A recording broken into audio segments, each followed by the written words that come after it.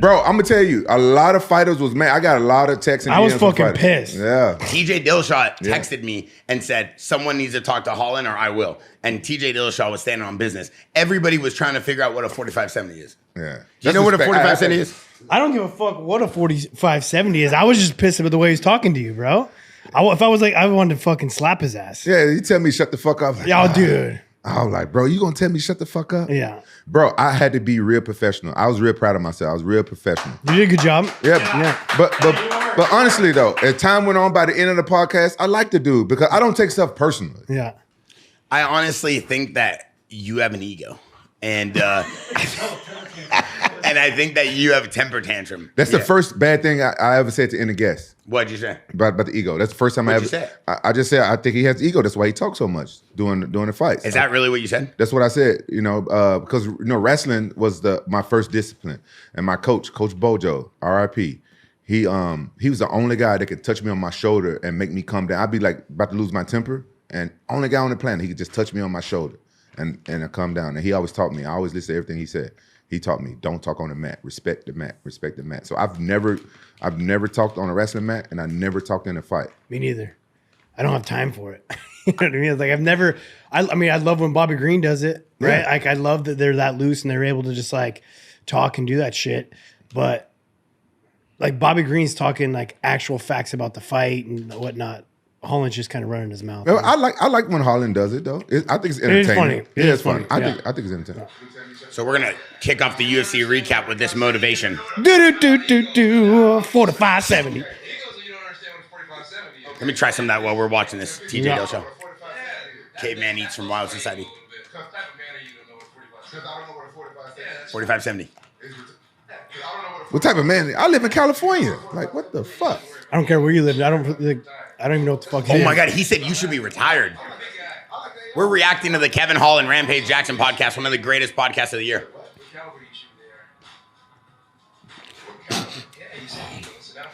Look at the silence right here. Yeah, I'm not finna play into his game.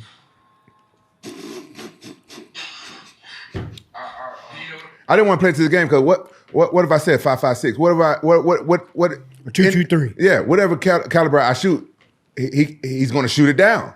He's gonna I want him to play into his game. You know.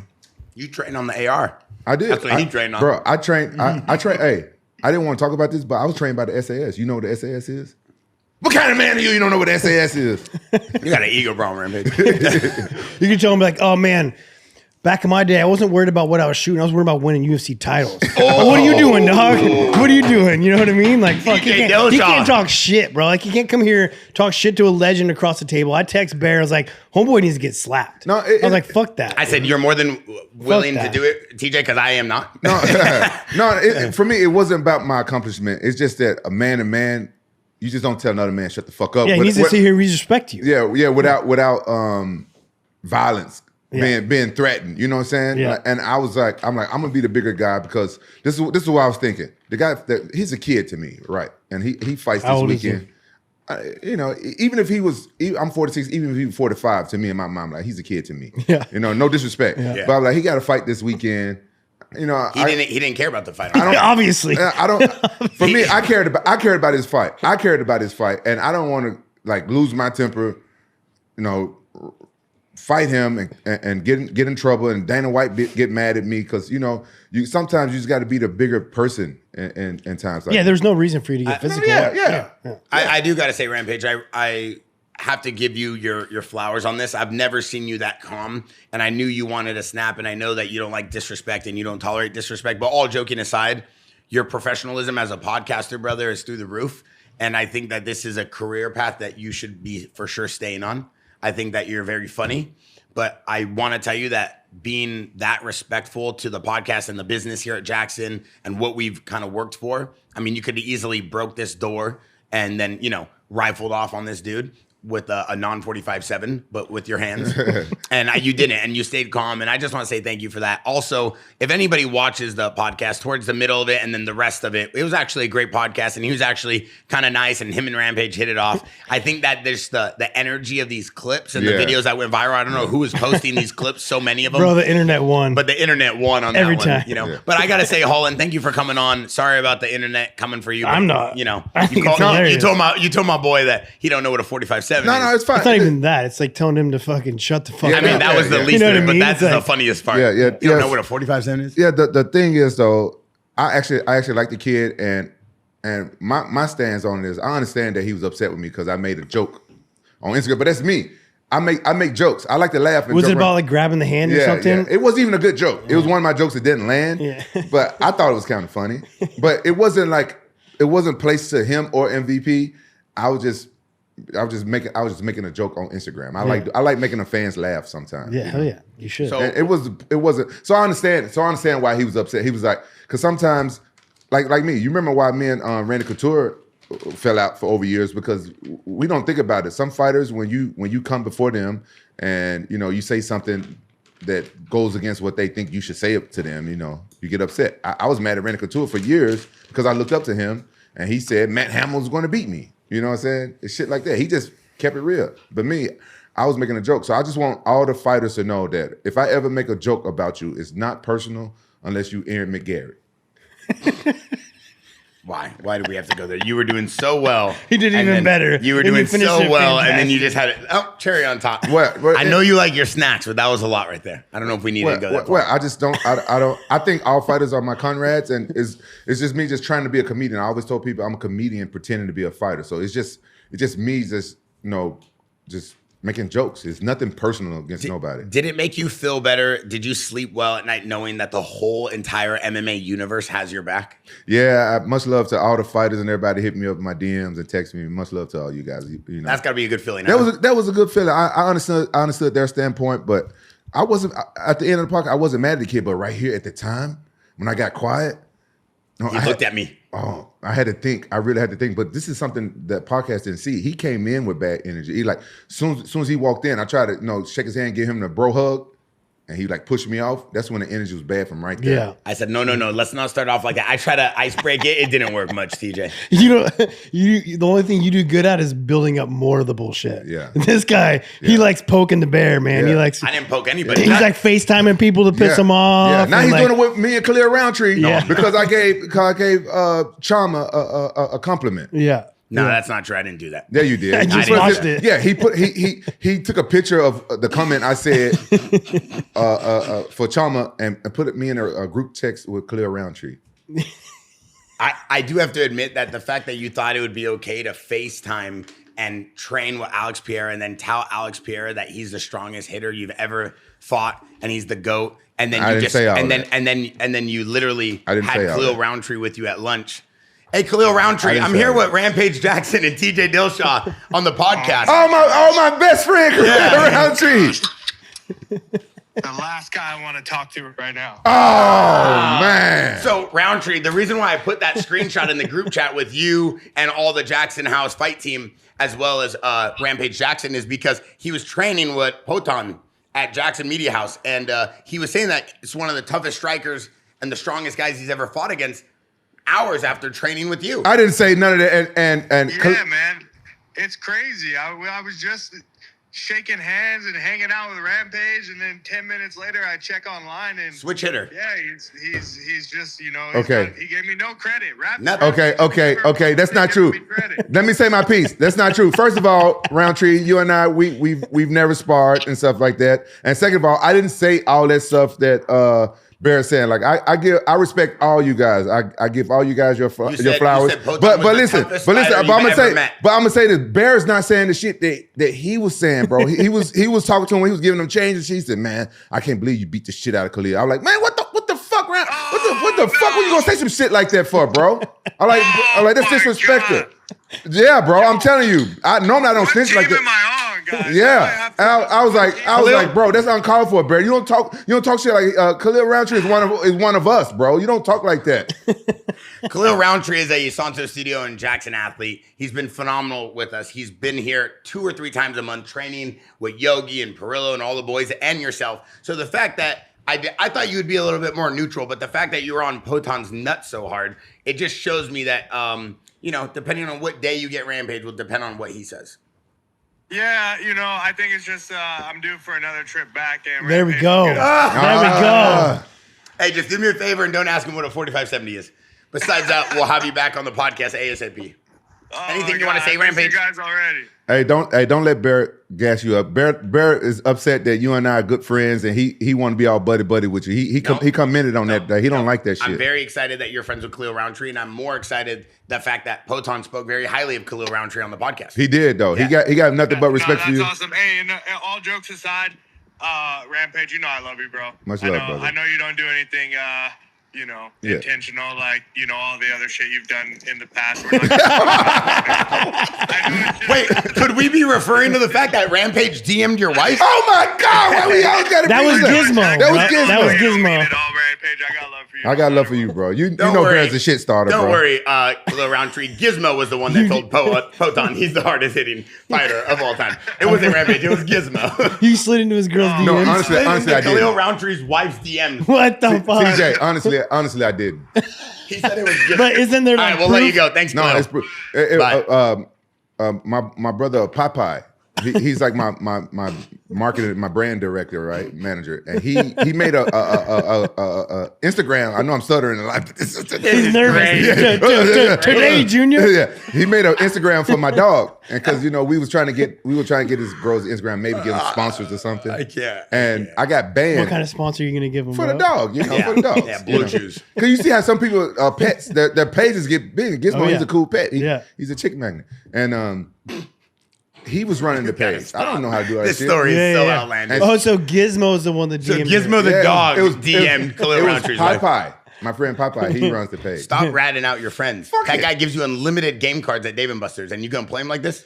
I already talked to him about that. Oh, you go to Dave & Buster's? Yeah, I go to Dave & I love Dave & Buster's. love Dave. It's fun. Hey, I found Rampage at Dave & Buster's. He was hitting on this chick, That's and not Mighty true. Mouse told the chick, he goes, Rampage is my dad.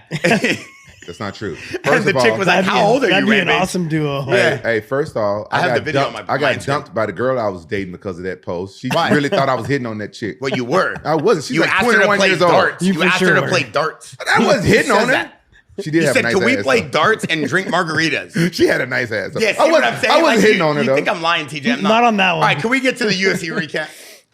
I know Rampage. You ain't lying on that one. No, yeah. He told her, he's like, hey, let's go get some. Rampage is smooth. Yeah, he's like, let's go get some Rampage is loaded smooth. nachos and play with our fingers. I'm like, what kind of pickup line is that? I don't say no shit. Yeah, like you. that. Oh, bro, you say worse. I've seen you the way you talk to girls. You say the most outlandish pickup lines. For real. Yeah, you told the girl if you get in the Uber with me, I'll howl as loud as you want. I'm like, what? How is that a pickup line?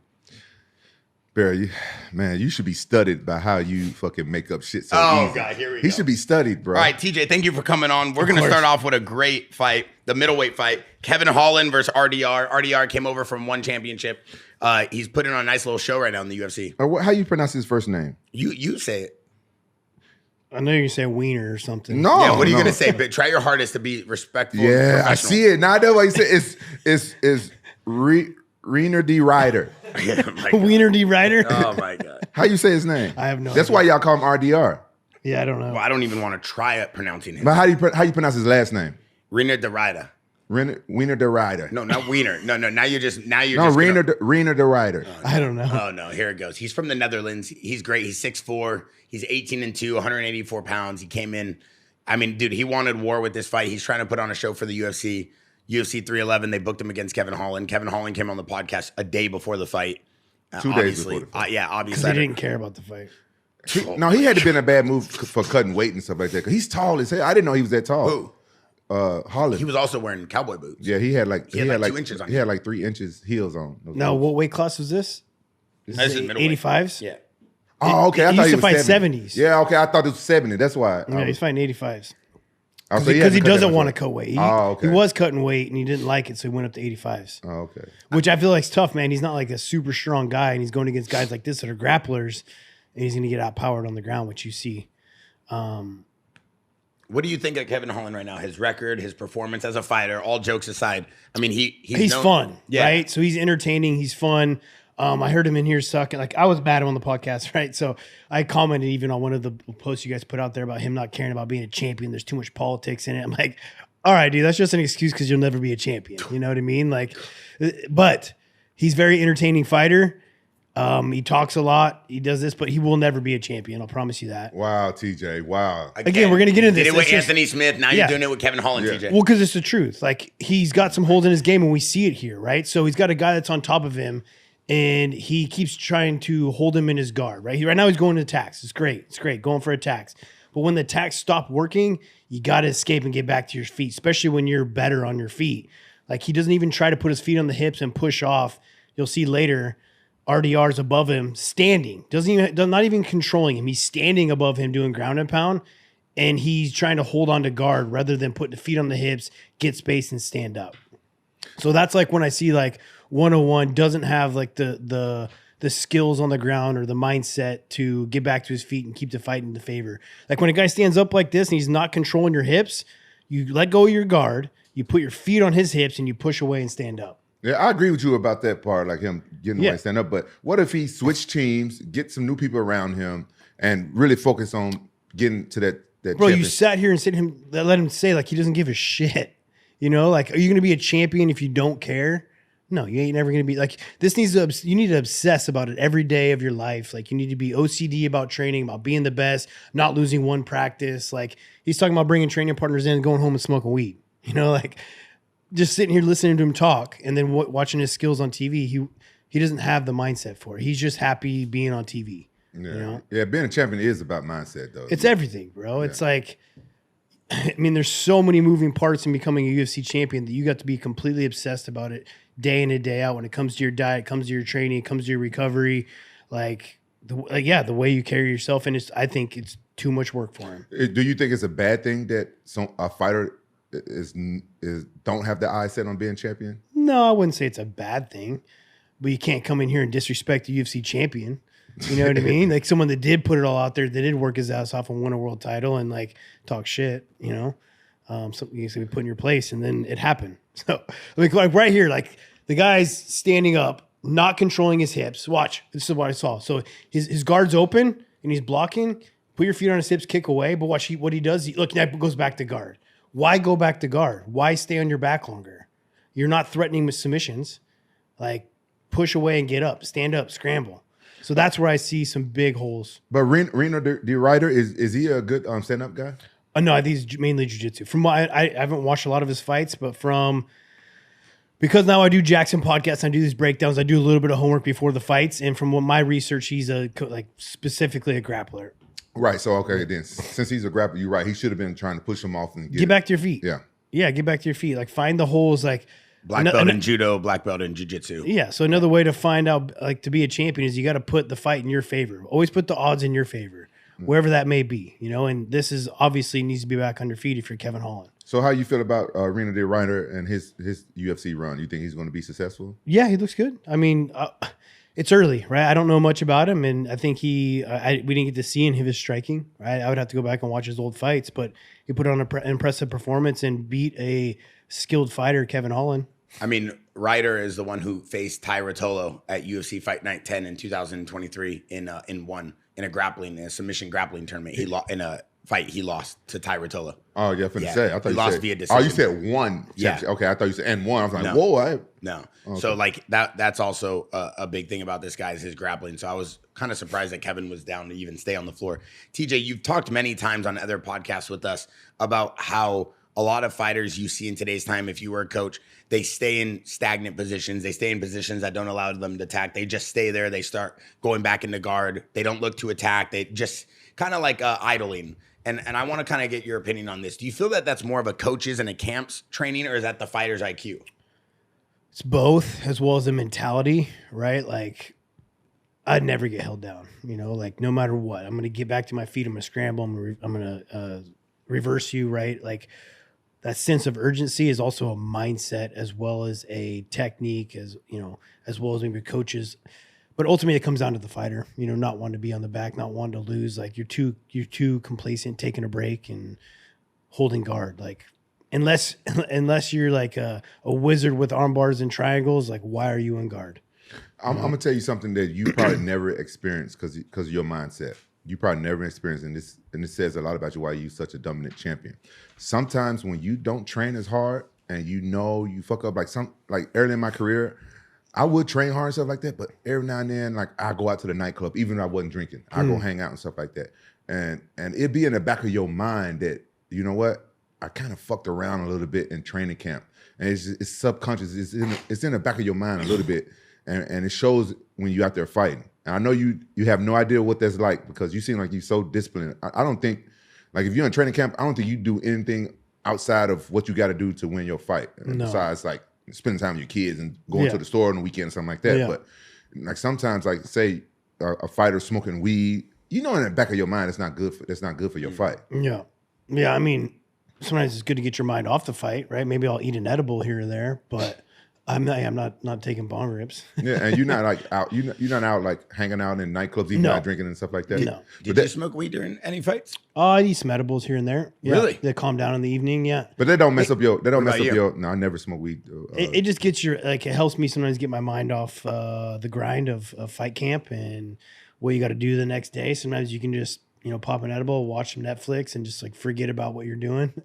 You're not smoking. But you're not smoking blunts. Blunts is really bad. No. Rampage brought up a good point though to Kevin Holland. You said that weed has been known to kind of slow down the recovery process for a fighter. TJ's pretty knowledgeable. Is that true? Yeah, I mean, it definitely can. Right, like it could definitely slow down your recovery, and like you can, if you're wearing one of those whoops or your heart rate monitors, whatever it may be, you can see that it can slow down your central nervous system. It's not something I'm doing on a daily basis, but also at the same time, reducing that cortisol stress that's in your brain of thinking about a fight constantly also messes with your recovery too. There's so much that messes with recovery. And just while we're on this, because this is a really good topic, what is the key to a fighter in recovery process during the camp? Is it sleep? Is it food? What is it?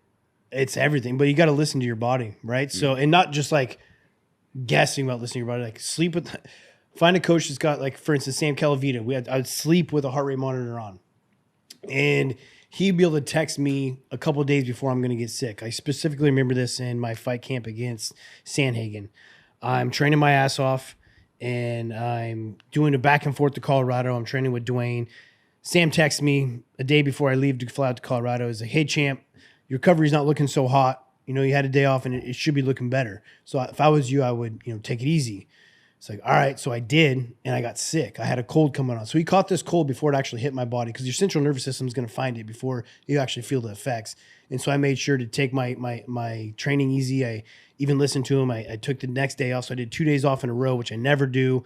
And I let me kick my sickness like that. Like I was sick maybe for a day, 2 days, to where if I would have like kept grinding, I probably would have dug myself into a hole, which would have been harder to climb out of it. Right. So when I say listen to your body, I mean like actually like listening to your heart rate variability. Your heart should be beating all different rhythms. It should be like 0.6, 1.2, 0.8. Like it should never be beating once a second. Once you get into that rhythm, your central nervous system's not firing the right way, and you're overtrained, you're stressed out, you're getting sick, all of these things. So sleeping, your diet, how hard you're training, all of it kind of coming together. But ultimately, it's about like listening to your body. Have you ever had to fight with a cold before? I fought sick before. Yeah, I mean, the sicknesses aren't. I never go back and think like, oh yeah, it's more about like the injuries I fought with. Like I remember fighting I took with this fight card. Which isn't talked about. I took a title fight on 24 hours notice.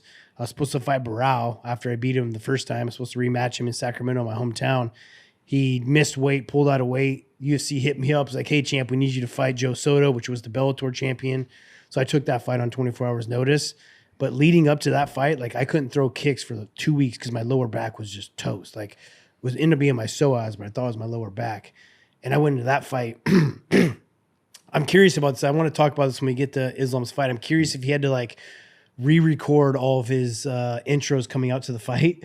Because when I had to fight Joe Soto, rather than Barao, I stayed up till 1 o'clock in the morning at my house filming new stuff for the UFC. Oh, that sucks. They came to my house and I had to talk about fighting Joe Soto. Because when you walk out for a fight, they put your picture up and you're talking about your fight and how you're going to beat Joe Soto. Well, I was supposed to be fighting Barao. So I stayed up till 1 o'clock in the morning filming me fighting Joe Soto rather than Barao, and then my back was so bad that I was like icing it before I go to bed. Well, I fell asleep with this ice pack on my back, and I woke up. My whole back was like burnt. Like my skin looked like it was melting off my back, and my wife was like freaking out, and she like put all these oils and stuff all over my back. Luckily, it went away.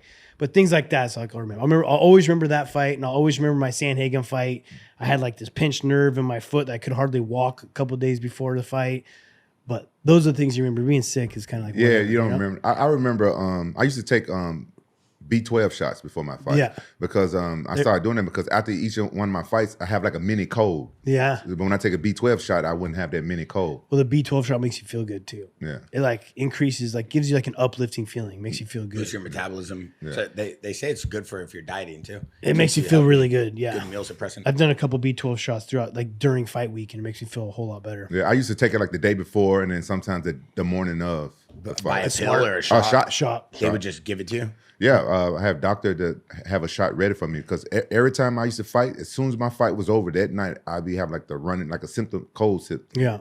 It'd be like a mini one. Well, back when we used to be able to do IVs, we'd put all the vitamins in your IV, right? So after weigh-ins, not only are you getting all the fluids back in your body, but you're all getting the minerals and the vitamins that you've depleted out of your body. Yeah. And it'd be like adding B12 to it as well, which make you feel good. Yeah, because the rounds in Japan was 10 minutes, and I think they did something to my immune system. I haven't really had that mini cold thing once I went to the UFC, fight the 5-minute rounds. That is so crazy to fight a 10-minute round. I can't imagine the cardio you had to have. I used to train 11 minutes. For the 10-minute round. That's the craziest round. So in UFC, I used to train 6-minute rounds. I wish the UFC did that. The 10 minutes? Yeah. So next we have a heavyweight fight. I'm going to let Rampage do the honors of announcing these two fighters. Hell no. Come on, man. Let TJ get that one. No. This is all you, champ. Well, I say Almeida and Spivak. Spivak. Yeah. Oh, that's pretty professional. I think, right? Yeah, Is it Spivak? yeah. That was very Joe Rogan of you. There we go. Rampage, you want to attempt those names? No. I can't. No. I came in, I saved you. Almeida and Spivak. Yes. Almeida, I can see that one. I was going to get that one, but I can't pronounce his first name. But Spivak. Yeah. He did it. Why you try to set me up for failure all the time? No, I'm not. I just want to see what you Probably would say. Jalton, right? Or Jalton. Yeah, Jalton. Hot done. Jail time. Jail time? Jail time. Jail time. That should be his nickname. That should be a nickname. Jail time. Hell yeah. Jail time versus Spivak. Because he look like a hood nigga, don't he? God, dude. And I can't say yes to that. Oh my like God. Some white boy over here. Yeah. You look good. But you want TJ to get canceled? Well, you get canceled now? What, you're going to be a say- 45-70? you can't even say yes to it? No, hell no. Damn. You want me to say yes to that? I'm just making an observation. You're saying us up for failure. And okay, and the other guy name, his name is Sergey. Yeah, it is. That's right. Sergey Spivak. Spivak. I think Spivak. Can we move on? Spivak. All right, sorry. Can we move on? Sorry. This was a good fight, God. man. This Almeida's powerful. He's got some power in his hands. In this, like going off the Holland fight and then to this fight, now these guys know how to grapple, right? Like seeing how they're switching for positions, they're sweeping each other, like they're going into deep half guards. They're not staying in. If you want to pay attention to the grappling when it comes to MMA, they're not staying in their guard. They're doing a good job of reversing each other and keeping it in great positioning. This was a very high level fight when it comes to skills. Almeida's just got power in his hands and ends up winning the fight with the KO. But I was impressed throughout the entire fight with the technique that was going on. What about after the fight? You know, he called out Cyril Gane. What do you think about that? That's awesome. I mean, I love when guys call themselves like. I've never been focusing on what I want to do next when I've gone into a fight. I wish I would have probably a little bit better because you could have like hyped up the next fight and promoted it better. But doing a good job. See, watch right here. He's doing a butterfly inside, right? So sorry, I just switched topics. I'm watching this. He's got one butterfly in. He's got one hook over the top rather than being in guard. Because guard, you're stuck on your back, right? But here, watch. He's going to throw the guy off. He's got an overhook on one side. He's going to elevate him and kick him off so he can create a scramble and get back to his feet or sweep him, right? But what I was saying before is like I wish I would have been a little bit more in tune and calling people out. So I think it's awesome he's calling out Cyril Gane. Yeah, I think his only UFC loss was the Curtis Blades, which is which was in 2024. That's Almeida's only UFC loss, and then he obviously has 2 first-round finishes since then. Wait, is he a black belt? I have no idea.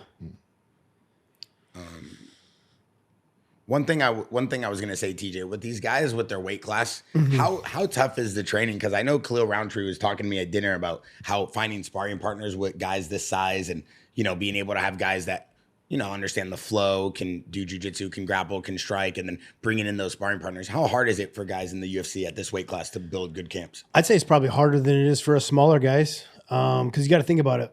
Us small athletes, UFC is the only sport we got. I can't play baseball. I can't play football. I can't play basketball. Like, if I'm going to be a professional athlete, it's the UFC, right? So I think the best athletes in the world are doing UFC, to where when it comes to the bigger guys, someone that's like very athletic and big might be playing another sport. So I think it is a little bit harder to find the right talent for your training camps. And jiu-jitsu and grappling is tough, especially if it's tough in general for every weight class, but if you're a bigger guy, it's a lot of muscle contraction. It's, getting tired.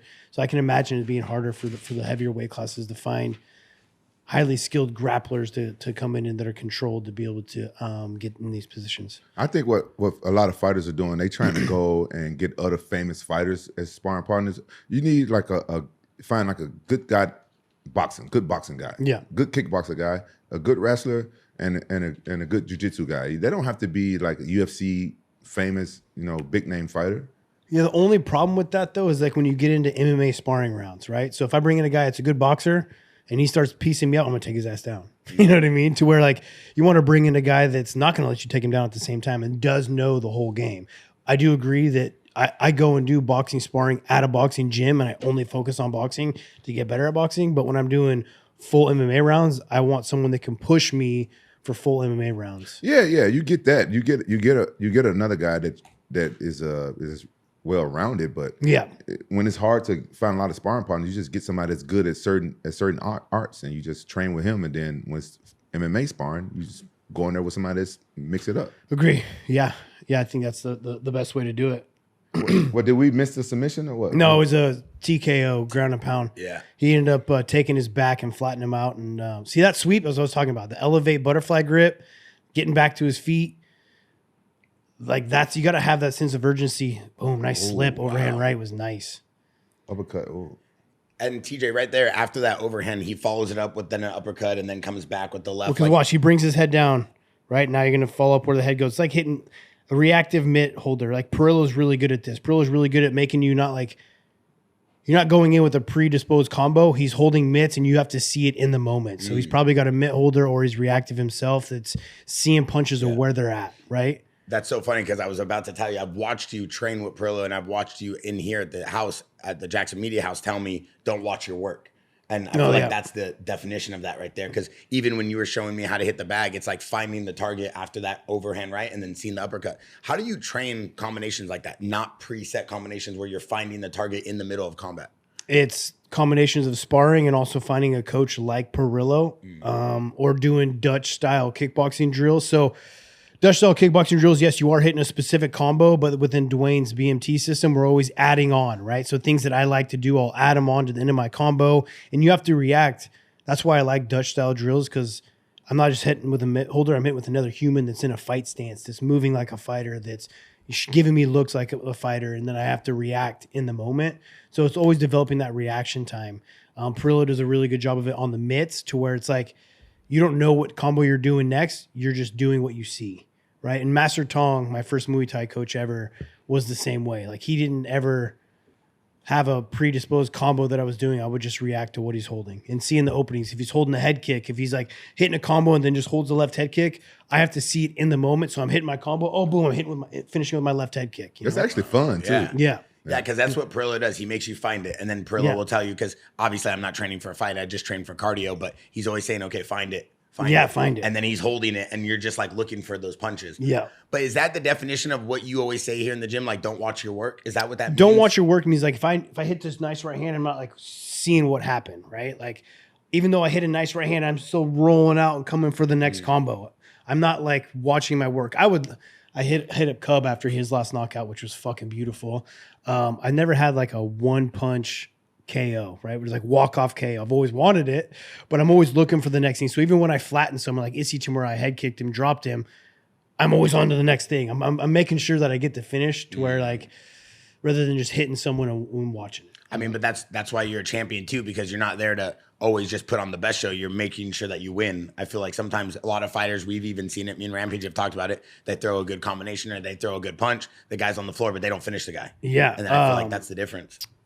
Jackson athlete, was it Jalen Turner? Jalen Turner, thank Yeah. you.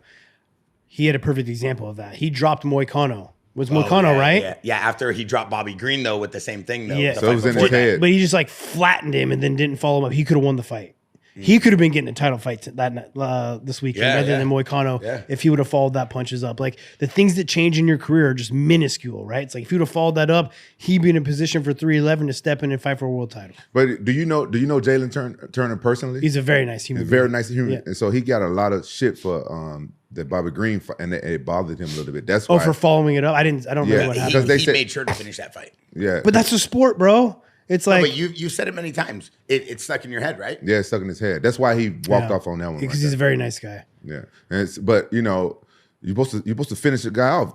Bear is a pro at finishing guys off. Hell yeah. Yeah, He I'm he not loves going it. till they're done. 100%. I'm not leaving it till they're Till he done. has proof. Yeah, you know that, right? Rampage knows. I don't fucking I'm know. finishing you. Yeah. you, Right? you finishing Rampage? Hell yeah. Oh, him, I can't. He's too big. I can't finish you. No way. I could try. I could work at it. He worked. Poton, same thing. I wish I could finish him off. Can't, not even a chance. Can't even get close to him. So long. So long. So long. You gotta learn today. You gonna learn today, boy. Yeah. Hey, bro, he barely touched me.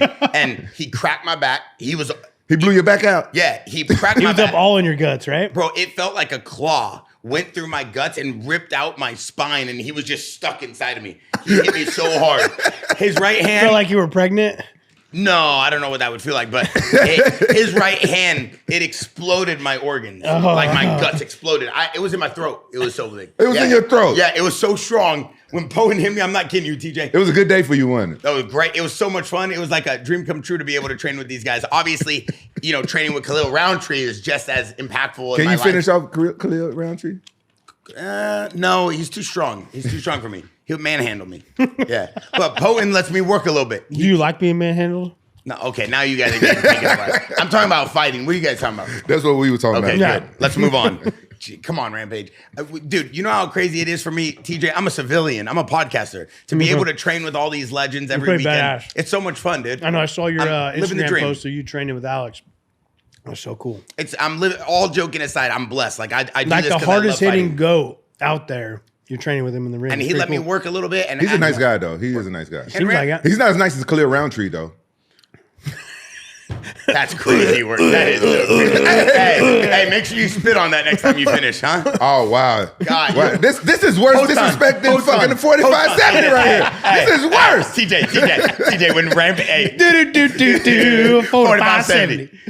Hey, when Poen walked in, Rampage was like, "Hey, that's Poton." I'm like, "No, duh, he's on the podcast today." I'm like, "Chill out." He's like, "Man, he's big." Yeah, Like, he's oh, big. Here we go. I met him in Utah. Yeah. We sat next to each other and stuff. Him Bro, and he can Cruz. fight heavyweight. Oh, yeah, he could. Yeah. Yeah. He's bigger than me. I do got to say one thing though before we move on to the next fight. Yuri and Jamal Hill, Poton's coach, Alex Pereira's coach, Polino, one of the nicest, most respectful coaches. I put him up there with Coach Perillo and Coach Yogi. He literally took 2 hours and he saw that I love boxing and I love fighting. And he's like, listen, I can show you a fundamental. You just learned this one fundamental. You could practice whether I'm here or not. It's the step with the jab.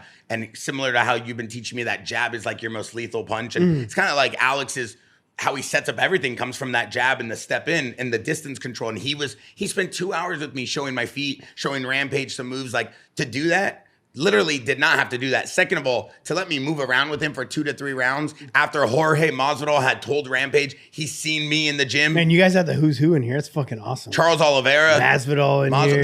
Masvidal straight up told Rampage, I seen Bear in the gym. Hell yeah. Yeah. Oh, he lost his shit when he. I Oh bet. my God. yeah. TJ knows I do late night sparring in here. I don't post on the podcast because they'll drill me, but I give work to anybody. I mean, obviously I broke my nose. Pereira, he broke this rib and my vertebrae has a craculation or something they told me. Craculation, yeah. Craculation. I got a craculation between. It's spinal. It's Yeah, spinal. between the top of my neck and the top of, and the lower back is just cracked Just right now. blown out. Yeah. Hey, can you believe that Alex Pereira didn't start training till he was 22? What are you laughing at? He's blown out. blew me out. Whatever, it happens, dude. He's the hardest hitting guy been hit by. But yeah, hey, he started late. He started late in life. 22 training. years You old. started kickboxing, anything, right? Yeah, 22. Yeah, that's cool. I was already like 22. That's when I remember 22. That's when I fought Sakuraba.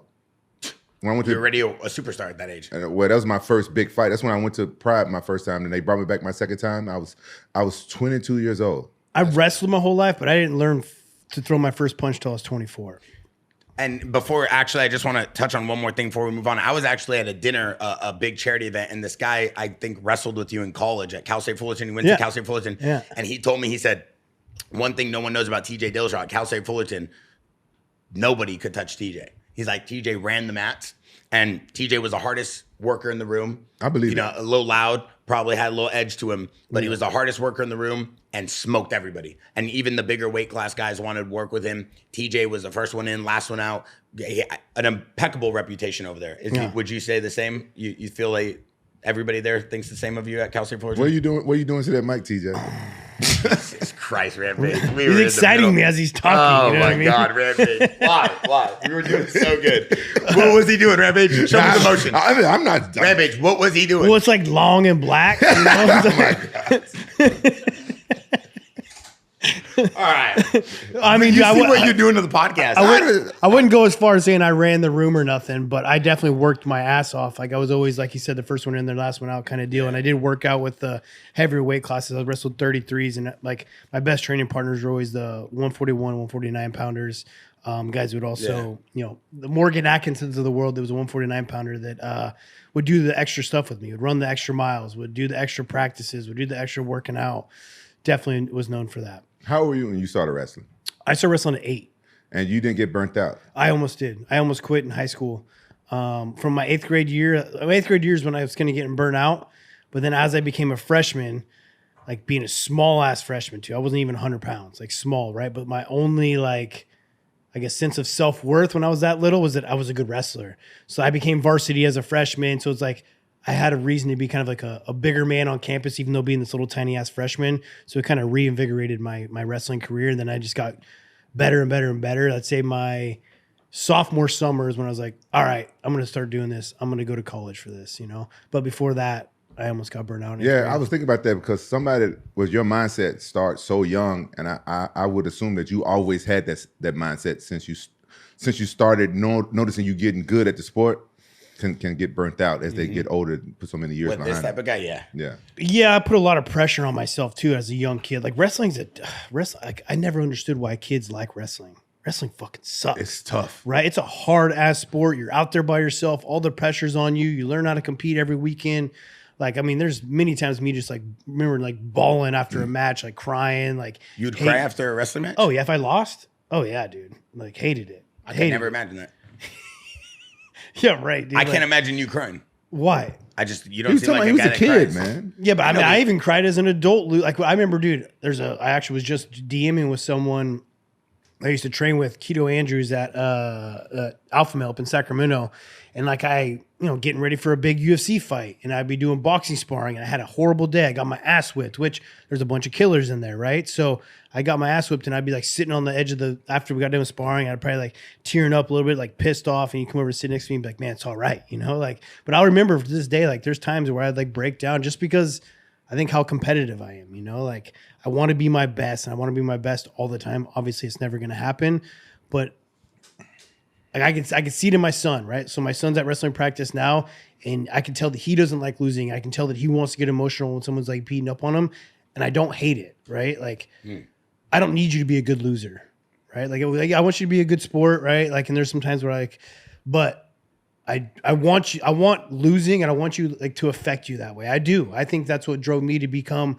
who I am and became really good at fighting, is because I hated losing more than I liked even winning. I actually love that. And I think one thing that sucks about the current climate of our society, all joking aside, is that we've made losing this thing that's like a bad thing. Like growing up, my dad, I mean, it's the reason why I feel like I'm a good entrepreneur. My dad's always like, okay, you failed, But like, if you want that to happen again, then You're just gonna quit. fail, yeah. Or get back in the game and figure it out. Like, it actually motivates me. But a lot of people now in today's time, even with kids sports, it's like, oh, you failed. Oh, you still get a trophy. Oh, you failed. Yeah. Oh, you're still the best. Like, no, he's not the best, and that's okay. Yeah. But if he wants to be the best, please, there's a gym right there. There's a weight room. There's, outdoor training. It's like we've created a society where losing is like acceptable. It's okay to be acceptable if you want to go back and do it. But if you're going to just lose and complain and be like, oh, it's okay. Like, it's not okay. You lost. Yeah, Like, exactly. then It's not okay. compete? Yeah. You should know that losing is part of the game, but it should bother the fuck out of you. Yeah. You know what I mean? Like, I have a bad practice in the gym. I'm probably not sleeping very well tonight. Yeah. You know what I mean? Because I'm I so think that's pissed great off. though, right? That keeps your edge on. I believe so. Yeah, it works. It works great for him, and he, it shows when he fights. He's one of the best champions in his weight class. Me, I came into wrestling a little late, and I lost my first 5 matches in a row. My first 5 matches. When did you start wrestling? When I was 17. Oh, so in high school? Yeah. Oh, yeah, that's hard, dude. Yeah. Yeah. And before we go on, one more thing about you. Is it true that you wrestled with, hey, Wayne, who was with us this weekend? They said Rampage wrestled with the wrestler, Brock Lesnar at your college? No. He came to the college after I left. I left college because I got in a fight. Oh, got it. Okay. And then But it is true that he was there? At the same college, but I never met him. What college was that? Lassen Junior College in Susanville. And explain it? It was a junior college, but they was like the best wrestling. They have a really good wrestling program. They had I don't know about now, but back then they had a really good wrestling program. I don't know if you guys ever saw that clip on the internet when I powerbombed that guy in freestyle. Yeah, I was going to ask you about this. Did you kill him? No. Dude, it looked like you spiked him right on his head. Yeah, that was my first freestyle tournament. And the reason why I That's back did before you could get kicked out for that stuff. Yeah. I feel like you can't do that no more. the referee said 5 points and a pin. Yeah, you're like, And- yeah. but then his coach started complaining. And then they put me down, and I think the guy came back and won on points or something. That was my first ever freestyle. The only reason why I did it because you can slam without going to your knees. Yeah. Anyway, there's a video of him like power bombing this dude, bro. Like, Yeah. I thought this guy probably died. I was 17. It's insane how strong you are with that stuff. Yeah. But wait, and, how and I did- got recruited, and the coach, his name was Rex Branham. He was a head Yeah. coach. Yeah. You remember him Yeah. from Lassen? He saw me at that tournament. Yeah. And he thought I was tough, and he Right recruited there. me. Oh, is that him? Yeah. Yes. Watch this, dude. Oh, my God. I always been really You would have strong. broke this dude's neck if he landed on that net. No, I made sure he landed on his shoulders. You didn't. No, I did. My collegiate. I made sure he landed. Are you high? No. Or are you I'm drunk? sober. No, not a chance. I made sure he landed on it. Let's I replay did. this. If he wouldn't have tucked his head to the left, he would have Rampage, you could have killed this dude. No. Oh, I made I- sure. look. straight down. Just, No, but look, what y'all don't know, I used to do this in the wrestling room Can the all the fans time. see this? Yeah, they Yes. will see this video. We'll make sure they see this video. Look, I Wait, made sure. you make sure that we pop this That was video on up while we Spike talk TV? about this. No. It said Spike TV in the bottom. No, right-hand Spike corner. did an interview about this later on. They showed it. I made sure the guy landed safe. No, you did not. I You did. power slammed this guy 12-6. Listen, that was legal in freestyle. They just has never seen it before that Bro, time. look at your ability to lift this I just dude can't up. believe how strong you were, dude.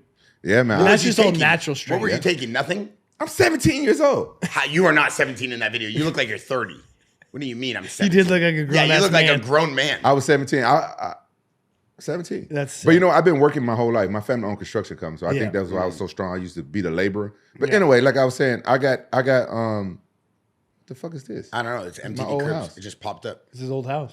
Sorry. How's the new pad, dude? Oh, It's dope. it's coming along. Oh, he got a crazy pad. He got a Sick. pool in the backyard. I He know, I ready to throw seen a it. party. We're not talking about that. Okay. So my coach recruited me for that, and then I went to college, and that's when I started getting good, right? Yeah. Bro, I was getting good for the first time in my life. I was hanging in with these guys. At first, they couldn't take me down no more. Yeah. And then I started taking them down. Then I got injured. This was me at 17 years And then old. you got into a fight. Yeah. You Yeah, me at 17 is maybe even worse than that, dude. That's you at 17? Yeah, me You and look- Donald You look Faison. like 6. No, that was me. I was 16. No You way. eating all the donuts, dude. You eating all the I'm getting bullied on my own show. Bro, you look like a little fat kid. Oh my. Not all of us are born with these crazy genetics with superhuman strength and shoulders, and Bro, I we was look like strong. we're 40 at 12. I think when my thing, What's wrong with this guy? I had the strongest lower back. I think he's Oh, yeah, God. dude. The way that you were able to pick guys up in triangle chokes and slam them the same way, yeah, like you're. I Yeah, imagine all- your deadlift has got to be so strong. Yeah, all joking aside, how much weight were you lifting? I was going to ask him that. How much weight were you lifting at the time?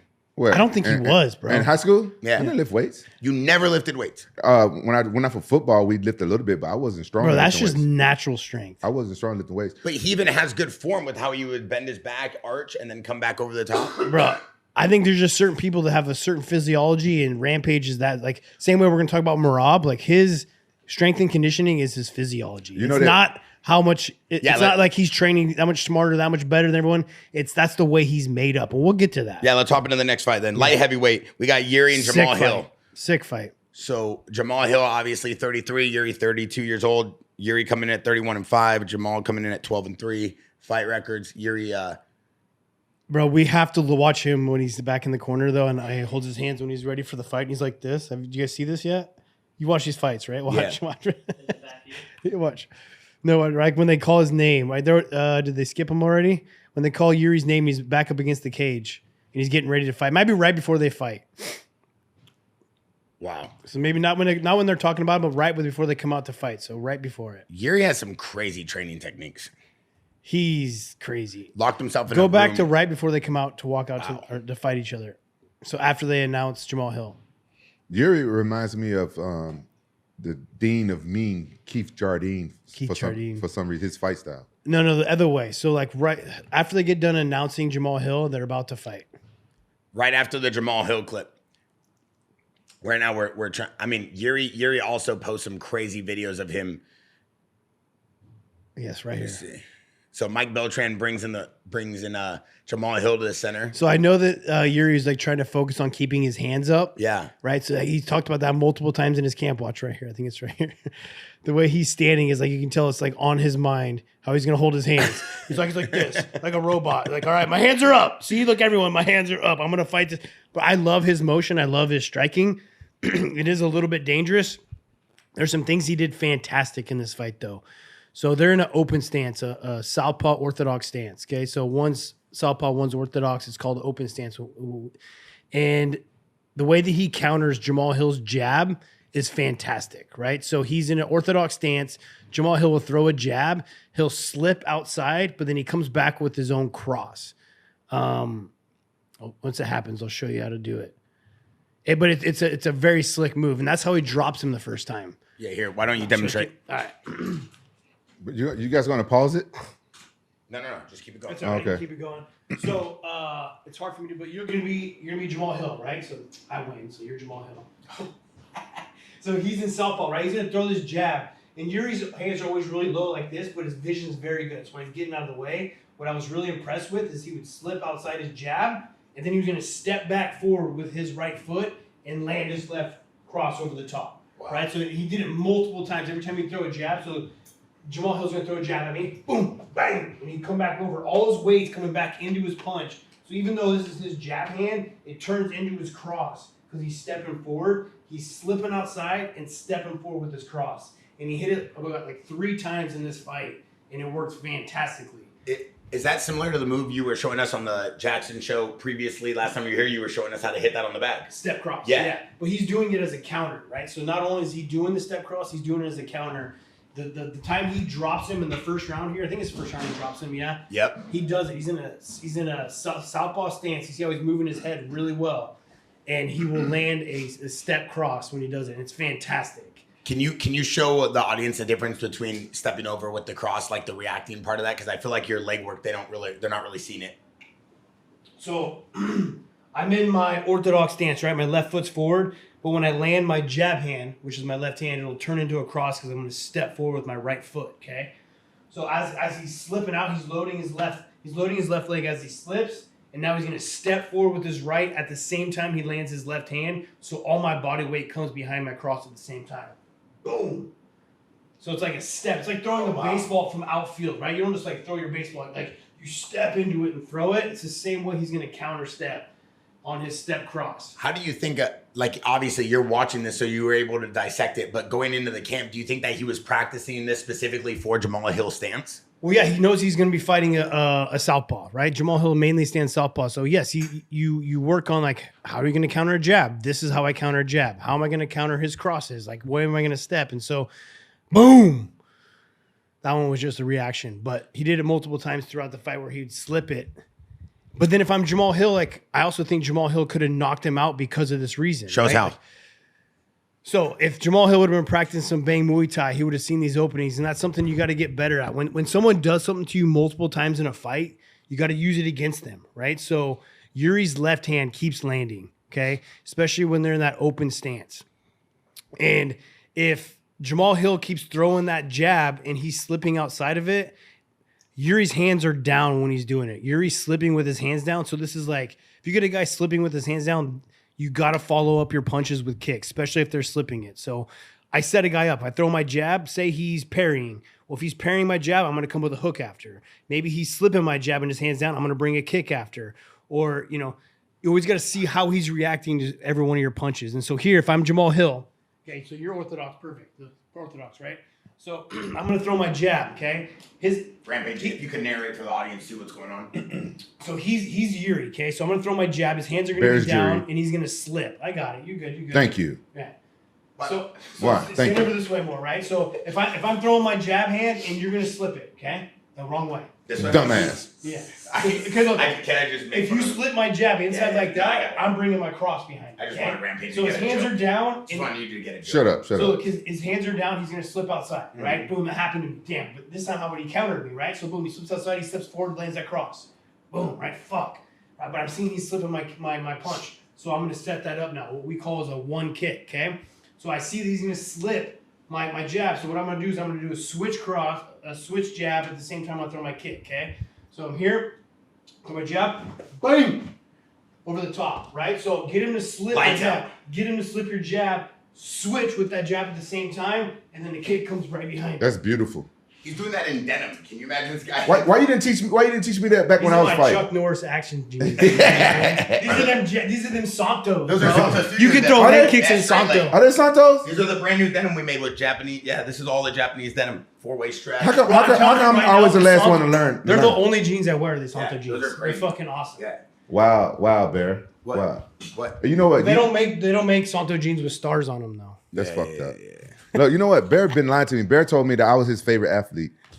Yeah, you are. When Khalil's not here and TJ's not here and Luke's not here and Cheeto and Mighty Mouse and Poton and Charles Oliveira and Masvidal and Twitch and Sheckler and P-Rod and Ellie De La Cruz and there's a lot of athletes. Jet Lawrence and Hunter Lawrence and what happened? How come everybody else got all the gear and stuff? No, it's premium Japanese denim. It's got the custom insignia hardware. It's got the brand new comfort fit, the dynamic stretch. So what? So I'm traditional. I'm gonna have to go to the store and buy it. Where I gotta go? I gotta go to one of the shops and buy it. No, it's not even out yet. It's going to be at Nordstrom's in March, but it's exclusively right now at our store in Newport Beach and online at santostudio.com. But it's crazy. We spent a year trying to make those. So what I'm saying is, I thought we was boys. So I got to go online and buy one. Can you guys check if we make size 42 denim? I don't even fucking wear 42. I don't wear 42. I'm 38th. Brother, you look like you could have been stunt double in that movie, Big Mama's House. Man, but I will say like Jamal Hill has got some serious fight in him, man. He got rocked pretty good. He like would recover well. Like the guy wants to win. Like I could tell Jamal Hill's training hard. He's working hard. Like he's got some good skills. And he got crocked and he kept coming back, dude. It was a good fight. TJ, can you talk to me about the way I saw a whole post on Instagram about the way Yuri kicks, the way he sets up his kicks, like those roundhouse kicks and whatnot. It seems like he always throws them as like a space, like a way to get space, and then he comes back. He's not like really throwing them with intent. Is that true? I mean, he throws a really good like front kick. See right there, he's throwing a front kick to kind of keep it going. And then what he does is he'll get you biting on that front kick, and then he'll just lift his knee. I actually think he drops Jamal later in the fight with it. He'll like lift his knee looking like he's going to throw a push kick because he's been throwing it at you, and he's using it as a feint so that he can step in with a punch. He's obviously very technical. Yeah, go ahead, Rampage. It looked like he was doing he's doing that kick that you just told. So he threw like a cross kick, right? So which was another thing that works fantastic in an open stance is a cross kick, right? So what I did was a one, like we call it, this is the Bang Muay Thai system. I call it a one kick. Okay? Okay. A one kick is when I'm throwing my jab hand, which is your one, right? But I'm throwing a kick at the same time. So it should be like this. It should land like that, right? I should land my jab, my cross should be that fast. Or my jab and my kick should be that fast. But in the open stance, throwing your cross with a kick behind it is like the Wonder Boy and the karate style kicks. You know, it's fantastic for an open stance. If you were to throw, especially when you throw your cross like at their chest or their belly and then kick the head, okay. It works really good. Hey, so what do you think about this eye poke? I know your eye poke was unintentional. Do you think Jamal Hill? I think they're both unintentional. It happens all the time, you know. Like it's so like typical to like try to grab the other fighter's hand because look, we have open gloves. We're allowed to grab wrists and you're allowed to parry. Like I think it's just an accident. Unfortunately, it happens all the time. I've never eye poked anybody. You've never eye poked anybody? Never eye poked anybody. Have you ever been eye poked? Yeah. In sparring and in fight, I've never eye poked anyone. Nice. I think you're looking for them knockouts. Yeah, I'm not trying to grab it. I don't give a fuck about grabbing it. Yeah, but think about like but you don't fight like John that. Jones Yeah, is you don't with it, fight right? like that.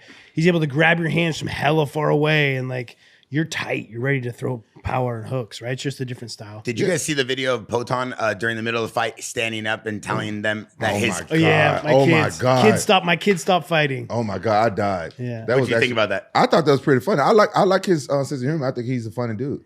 Yeah, during the middle of the fight, Poton was standing up in the middle of the fight telling them that He finna take his bet off. yeah, it was right here. So he was screaming at him.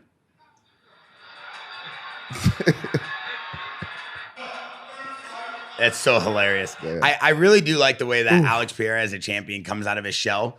You know, all joking aside, he is good for the UFC. He's very charismatic for the language barrier. Him and Plino are able to walk around and still do whatever they want. You think he's the UFC's biggest star right now? Yes. Yeah, without a doubt. Yeah. I would say it goes him, And Conor it's McGregor. awesome. I love Khalil seeing the Roundtree. videos of him working in a tire shop, you know, and like just coming on the scene and winning titles, winning 2 belts. Like it's awesome. Dude. And the way that he's done it, like the way that he's like gangster, like tapped off Jamal Hill and then just knocked him out. Like everything he's done throughout his career has just been sick so far. Yeah, Like, if you're not a fan of him, then you're a hater, you know? Yeah. The one thing I want to ask you, TJ, we've seen a lot of videos of Yuri, the way he trains. He has a lot of crazy training techniques, like locking himself in a dark room for like 12 hours and 2-day fasts. And, you know, yeah, he's talked about it. Like before. 12 hours, he locks himself in a room for like days, like 3-4 days. He'll lock himself in a dark room and do nothing. What? Sensory deprivation. Like you have no senses of anything. It's supposed to be pretty like therapeutic. What was it good for? What's the pros of that? Like it's meditation, you know, like disconnecting yourself from your phone and from everyday life and like just trapping yourself in a room and seeing like getting in your own head and seeing your own demons kind of, right? Like working through your own drama. With all due respect. Yeah. With all due respect. I say it with all due respect. I think these new age fighters are pretty weird. That's been going on for a long time. You can't say that and then say the word weird. I've just been Just don't say with all due respect. That's With been that going part. on a lot longer than the UFC's been going on. Yeah. Like that's like a old time like Bruce Lee type shit. That's like been around for a long I'm time. just saying look the new age fighters, they're different. He's bro. got his own style, his own techniques. That's how he ticks, man. He found the way he's successful and the way he likes to like his brain works. Like for you, it's chasing Asian bitches around the club. For him, it's sitting in a dark room for 3 days. Look at this. Wait. This is how Yuri trains. That ain't got nothing to do with my fighting. I don't be chasing Asian bitches while I'm training. Wait, look at it. Look at how he trains with one eye patch. You just got done telling me you used to go out in the club when you were in training camp. But I wasn't doing that for training. No, I was not doing for it training. like you know how you do an edible to get your mind. Yeah. That's what I'm saying. He's going to sit in a room to like meditate and clear his mind, you know? Oh, okay. TJ, what is the benefits of putting on an eye patch? And Standing on one foot. So it's depth control. I mean, I don't know. I've never done it, but like I've worn these glasses before that will like go dark and it'll flash so you can't see all the time, and it messes with your range of like your depth perception, and it helps you like train your eyes and reaction time. Where's he from? I don't know. I don't know. I forget. Czech Republic. Yeah, I always wondered that actually. Let me pull that up. Let me see where he was born. And TJ, anything else you saw from Jamal Hill after this fight? Oh, he looked good, man. I think he was reaching a little bit too much, though, right? He was like Yuri was moving really well, so Jamal Hill got caught reaching a couple times, like trying to find him with his punching and reaching real far. It was a great fight. I enjoyed it. Yuri's eyes, that hook was awesome. Yuri's eyes were fantastic. His head motion was great. But again, if you got a guy that's moving his head like that with his hands down, I'm telling you right now, you got to follow up any of your combos with kicks. Like Jamal Hill, if he was a kicker, could have knocked out Yuri. So if you're going to fight Yuri next, I'm sorry, Yuri. What you got to do is you got to throw punches at him, get him moving his head, and following it up with kicks. Same side kicks, right? So I'll show you, Barrett. Yeah, let's see that. And he was born in Czechoslovakia. He's 32 years old. Like the same way I did my one kick, right? So he's slipping my jab, so I threw the kick afterwards, right? If we're in this open stance, if I throw my cross at you, he's gonna slip it that way, bring my kick behind it, right? So he's moving, his hands are down. If his hands are up when he does it, so keep your hands up when you do it, now you're gonna block my kick when it comes, right? But his hands are here, he's moving like this, he's moving his head, and I throw a cross, boom, right? So like that's the downfall to Yuri's motion with his hands down is that he could get caught with a kick. So if you're gonna be fighting Yuri, throw kicks behind your punches. I had Jamal Hill winning this fight in the beginning. Like I had him pick the win because of Yuri's why he has his hands down so low. And Jamal, he's a big puncher, right? Yeah, he's got good power. Yeah.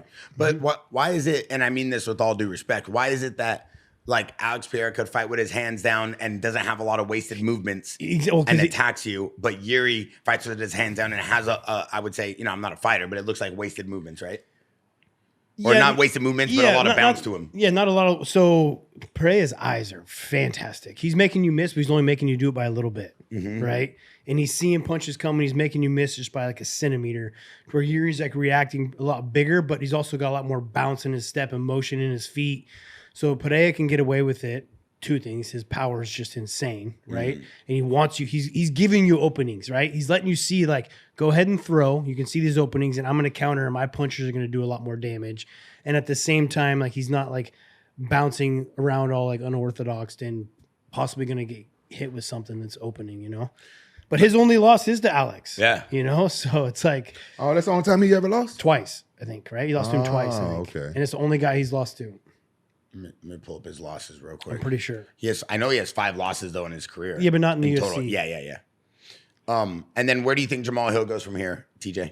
It's tough. I don't know the weight class very well, like who he should be fighting, but hopefully they can get him a win. He's got a personality, and people don't like him anymore, but he's still got a personality. Why people don't like him anymore? I think because of the Alex Pereira fight, he talked a lot of crap, and then he wanted to like discredit Alex Pereira knocking him out and just kind of like complaining about the knockout because he was saying that like getting stopped and like, do it. That's like all of his antics have kind of been to get under people's skin. And then I think now that it's doing it, he's like amplifying it. Like if you get a reaction, you got to amplify it. No matter what, it's going to be help your self-worth. Well, now he can play the heel. Like, that's what I mean. Yeah. Yeah. He's playing the heel now. He kind of has to. And his name is Hill. Hill. Hill. Yeah. Close. Well, yeah, close. Good Close. wordplay, with all due respect. I tried. Yeah, he fought Pereira twice. Lost both times for the belt. Those were his only 2 losses in the UFC. He came into the UFC in 2020, and he beat Dominic Reyes, Glover Teixeira, Alex Pereira, Alexander Rakic, Alex Pereira, and Jamal Hill. Those are all his fights, but he lost to Pereira twice. That's it. Yeah, I would like to see Jamal Hill get a win, and then after he get a win, I want to see him against Roundtree. Jamal Hill against Khalil Roundtree. I don't think that's a fight. I don't think that's a good fight. Oh, I think Roundtree does very well in that fight. Yeah, that's not a good matchup for Jamal Hill. It's a great matchup for the Jackson athlete, though. So let's go. For Khalil Roundtree. Let's go. It's a great matchup for the fans because I agree. I agree. But I would like to see him get like a nice win. See Jamal Hill get a nice win, knockout. Yeah. Yeah, I mean, it seems like Jamal Hill's only loss was Paul Craig in 2021, Pereira, and then Yuri. Those are his only losses in the UFC so far. So is Curtis Blaze? Is he still fighting? Yeah. He gets knocked out a lot, though, huh? There's just been a couple iconic ones, right? Like you got like Derek Lewis, nice uppercut. I think he's only been knocked out twice. Well, he lost to heavyweight though. He lost to Tom Aspinall. And this is 205. Yeah. Yeah. Okay, my bad. Yeah. He lost to Tom Aspinall though, and I think isn't that the fight that he like got hurt when he stepped in the cage? Was that Curtis Blade or was that Derek Lewis? No. I thought Curtis Blaze was a 205 or so. Oh, got it. My bad. No worries. Yeah. So now Lewis, he lost to Sergey. Yeah, Tom Aspinall. So maybe he's got knocked out 3 times in the UFC. Yeah, he's lost. But you're also fighting heavyweights, man. They got lunchbox for hands. Yeah. You know, like you guys just punches are different. You know. I don't know why I thought he was a 205. My bad, guys. So now we're gonna move into the next fight right here, Rampage. We got Merab versus Umar. I had my money on Merab, of course. He's a big fan of the Jackson podcast, and Jackson, he's been here multiple times. Always shows us love. A lot of people discounted him. TJ, why is that? I don't know. Maybe just because of Nurmagomedov's last name, and he's undefeated, and they both had great skills. But you saw that like those first 2 rounds though were Nurmagomedov's round. Like if Merab wasn't made the way that he was made, he would have lost that fight. Like this fight was awesome. fantastic. Merab straight up won because of his grit and his cardio, his just will to win. Like the guy's will to win is insane, and I love it. I love this about him. I would say Nurmagomedov was like the more skilled fighter, but you can't replace toughness, mental toughness, physical strength, and I think he's like insanely strong too. To see that how he's just like picked up Cejudo and like hit these double legs and done the things that he's done, like for one, I think he's insanely strong. Two, his cardio is genetic. It's not that he's training smarter or harder than everyone else, because everyone's training hard. It's just the way that he's made up.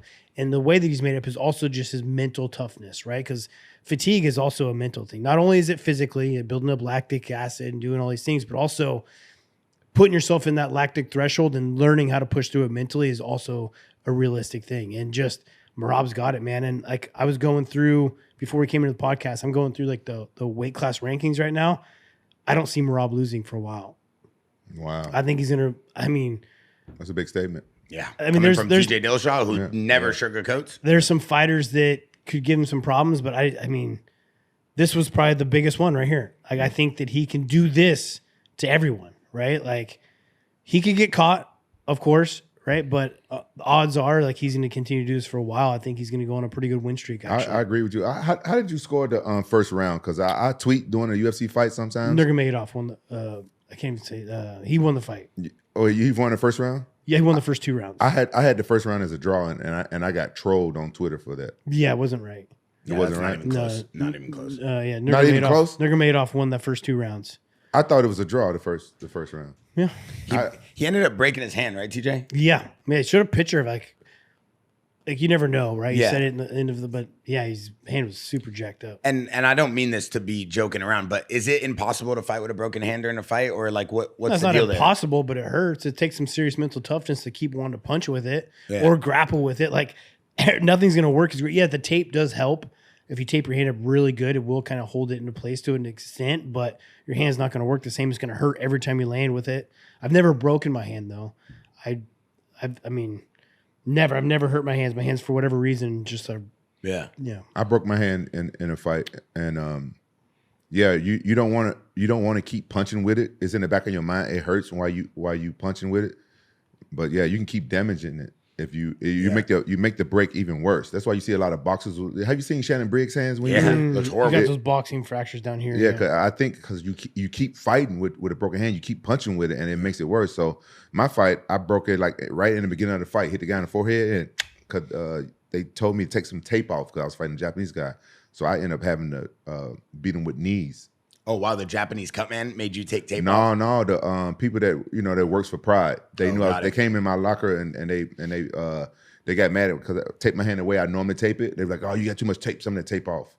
And because I was fighting a Japanese guy, he was smaller. I guess they was kind of like giving him some type of advantage. Yeah. One thing I want to ask you, TJ, is a lot of people, saw in our Jackson podcast Discord the podcast with Matt Serra. Matt Serra talked about how Merab, people don't give him the credit what Sugar Sean O'Malley, how he just was on Sugar Sean, and his pace is like something we've never seen. His cardio is like something we've never seen. Yeah. And a lot of people also talk about not only just UFC, analysts, but fighters as well, that Merab has a very unorthodox style, right? His feints, the way he kind of pesters you with his arsenal of tools, I guess, is unusual. I don't want to quote anybody. It's pretty basic, right? He's getting you to believe in his takedowns because he's going to go for 1,000 of them. Mm-hmm. So you have to respect them, and then he's going to throw punches off of it, right? So it's a great feint. Like even if he shoots, he knows he's going to shoot a shot, and he probably won't even get it. But he's going to get in your brain like, I'm shooting a shot, and then next time, which he did in his fight, he would come down like he's going to get a shot, and he'd throw an overhand.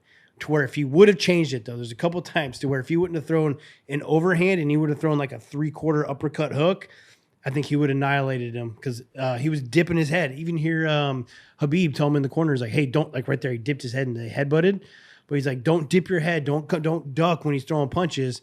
But Merab was landing punches on the top of his forehead, and if he would have thrown that uppercut, like hook, he would have landed right on the chin. It could have been a different story to the game. But like, see right here, watch, he sprawls, boom, headbutt.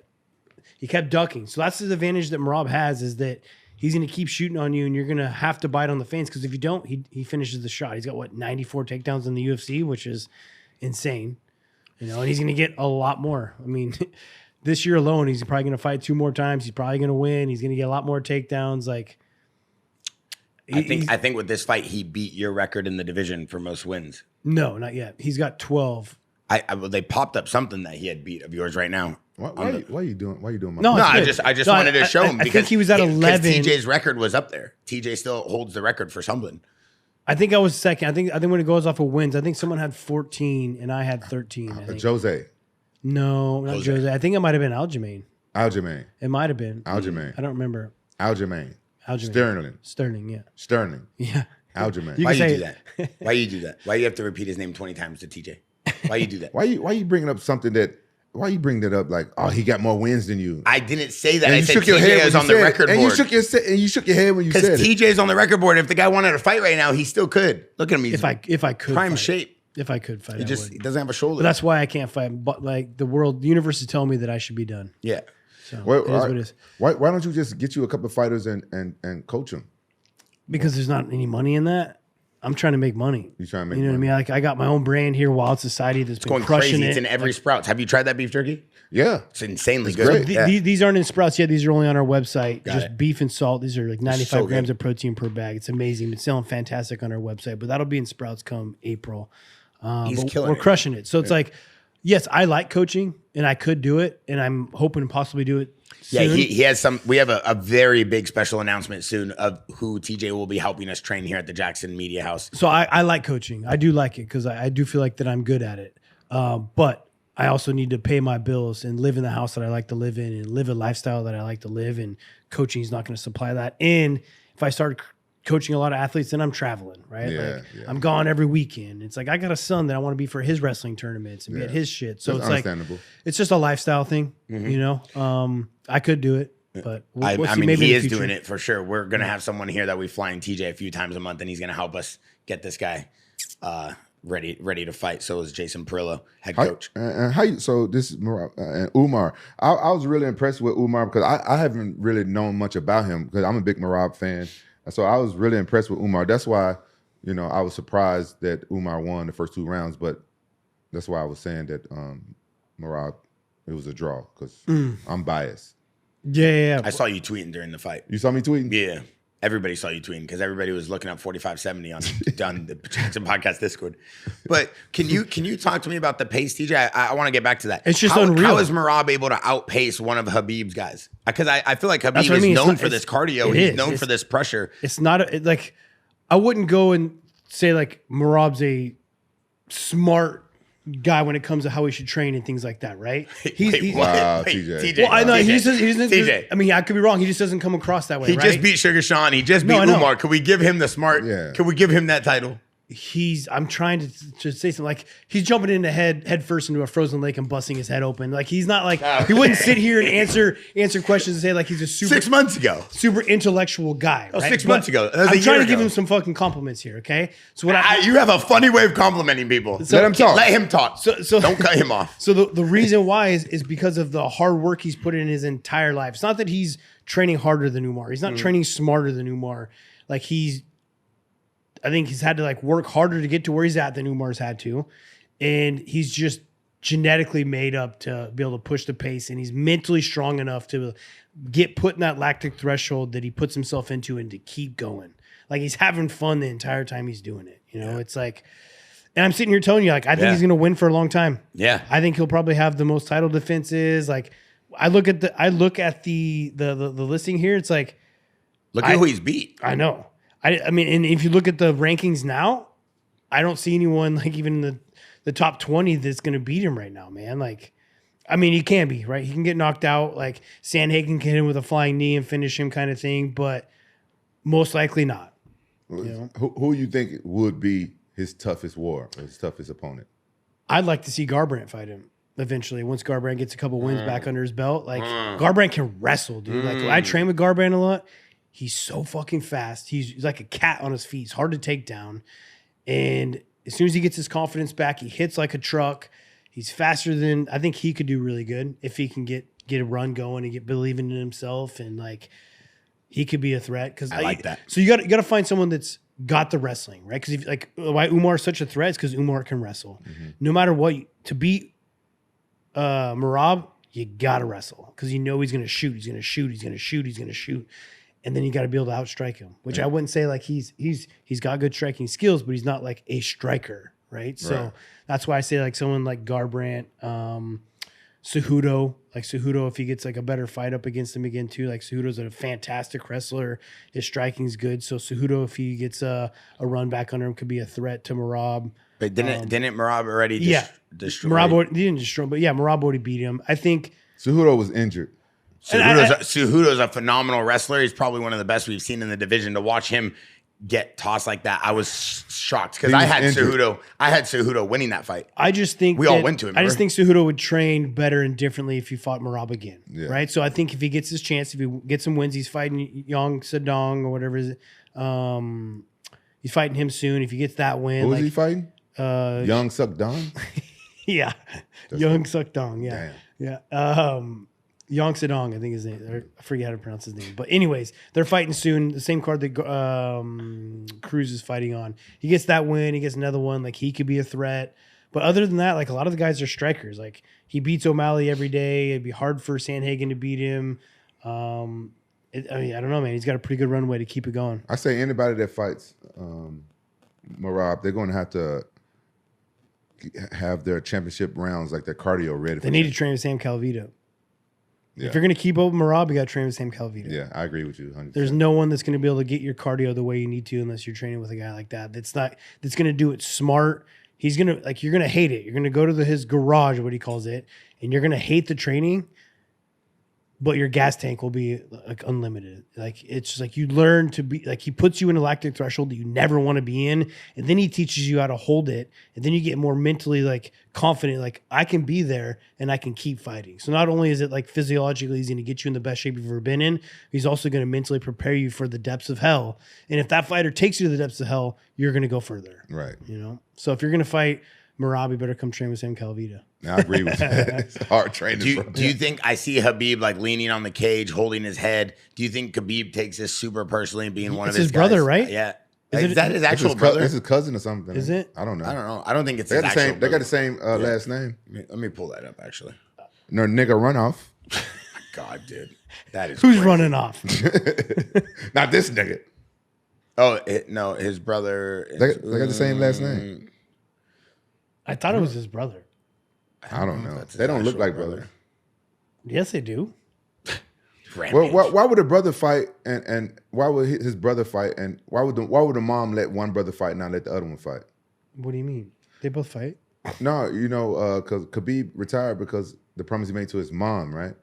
I think that's just personally. I mean, Khabib made godless amount of money. Like, No, he's a cousin of Khabib, Okay. but his brother is Usman Nurmagomedov, the PFL champion. Gotcha. Or the All PFL champion. their name is not the same, right? He's Habib's cousin. Their Yeah, last name the same? they have the same last name. Oh, okay. But his brother is Usman Nurmagomedov, who's the PFL champion. Yeah, that's crazy.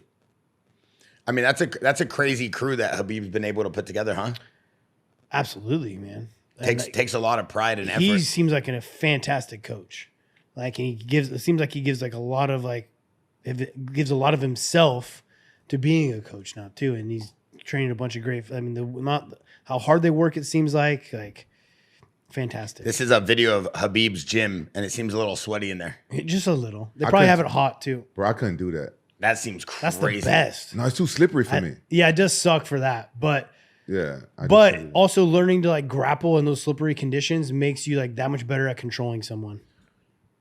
Yeah, this like when we go and wrestle, like when we go and grapple like Gracie Baja, our mats look like that. Bro, that would be a living With Felipe, hell for me. with Felipe De La Monica and the guys up there and Cub Swanson and Juan Archuleta, we train so hard that like our mats will look like that. And Bro. they turn the heater on. It's good. I'm the biggest germ freak.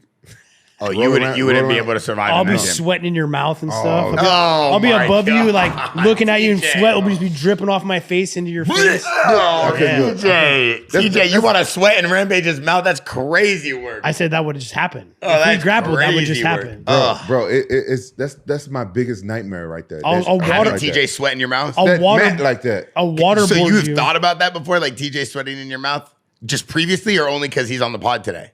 Or is that just like a fantasy? Bro, I would waterboard you with my sweaty shirt. I've done it before. Like, I'd be so sweaty that you get in like a north-south, or you get like a side control and you put your chest on them. Then your shirt's so sweaty, it's over their face. They can't breathe in because sweat goes in their mouth. I know. This is what we're doing at training. That's what happens. I can't do all that. Bro, that's what happens when I can't do all that. You train for a fight. You know what I do? I used to get mad at my sparring partners if they didn't change shirts when they got wet. In between rounds? Oh, yeah, because I'm paying these motherfuckers to spar me, roll with me. See, I'm not paying people. We're all trying to just get better. See, I paid my sparring partners. But you want guys that you could beat up. I want guys that try to beat me up. No. That's not true. 10-8 TJ. No, it's not true. That's not true. I hired people that was better than me. He just hit you with the 45-70. Why would I hire somebody that was better than me? No, that's always going to be there. I only hired people that was better than me. Nice. But I didn't like training with a lot of big name people. Only certain ones like Chet Congo and stuff like that, and people I know, because too many egos, you get injured. I learned that from training with Tito. Yeah. Tito got injured from Phil Baroni.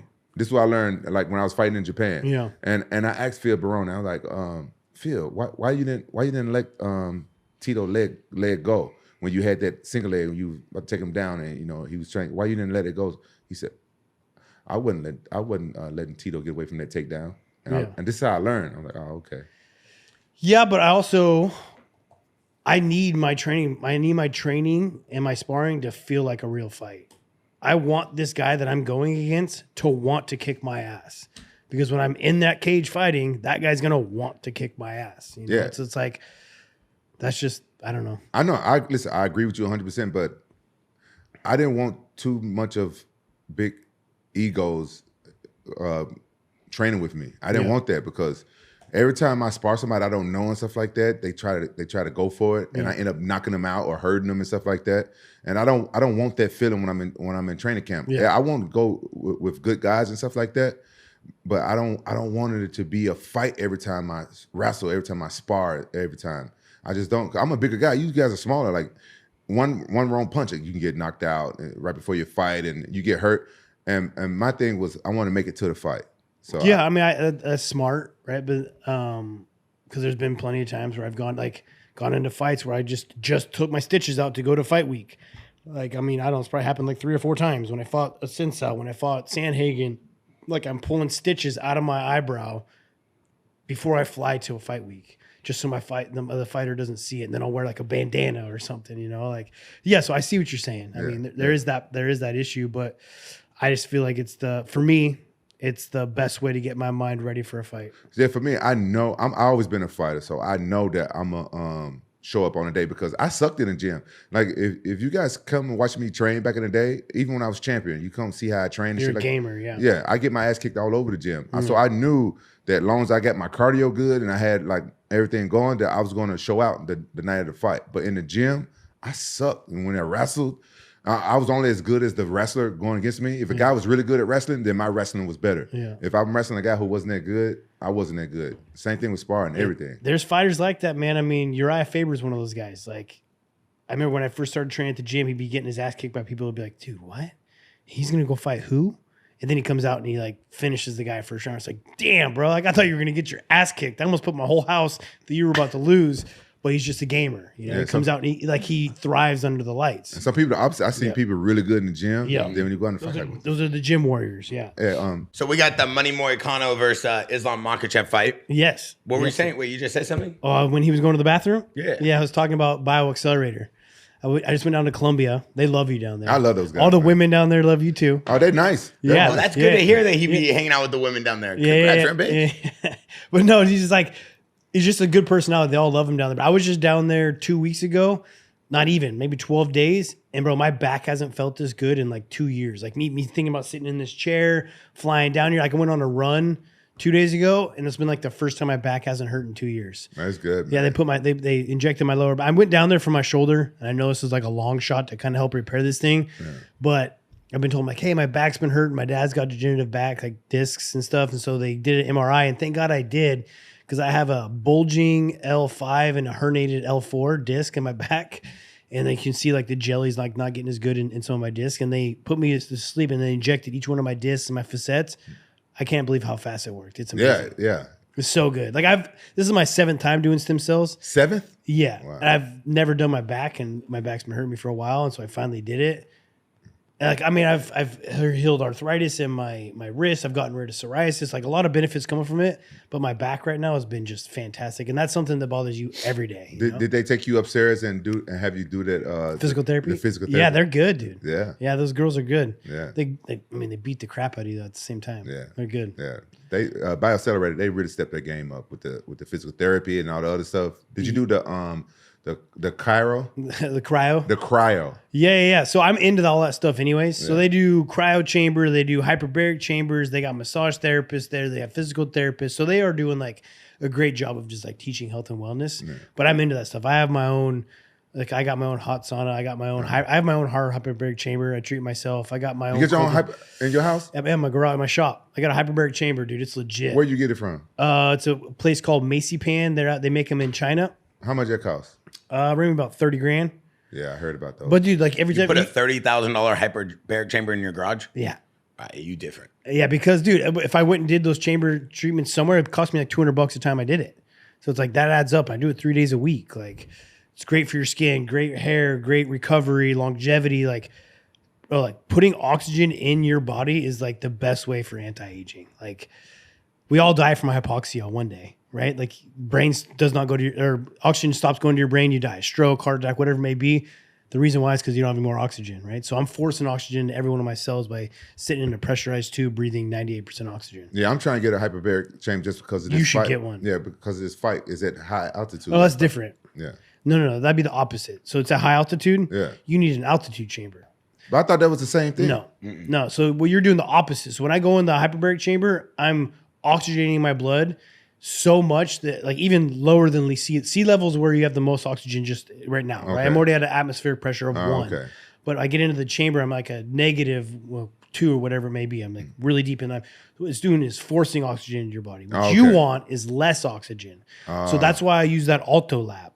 Right, the one that Sam had you using. Yeah, that's what you should be using. I'll just go to CVAC. I used to go to this place where they. That's different. Yeah, CVAC's where you go up and down. You breathe different. Yeah, but you need like you need somebody there to work it for you.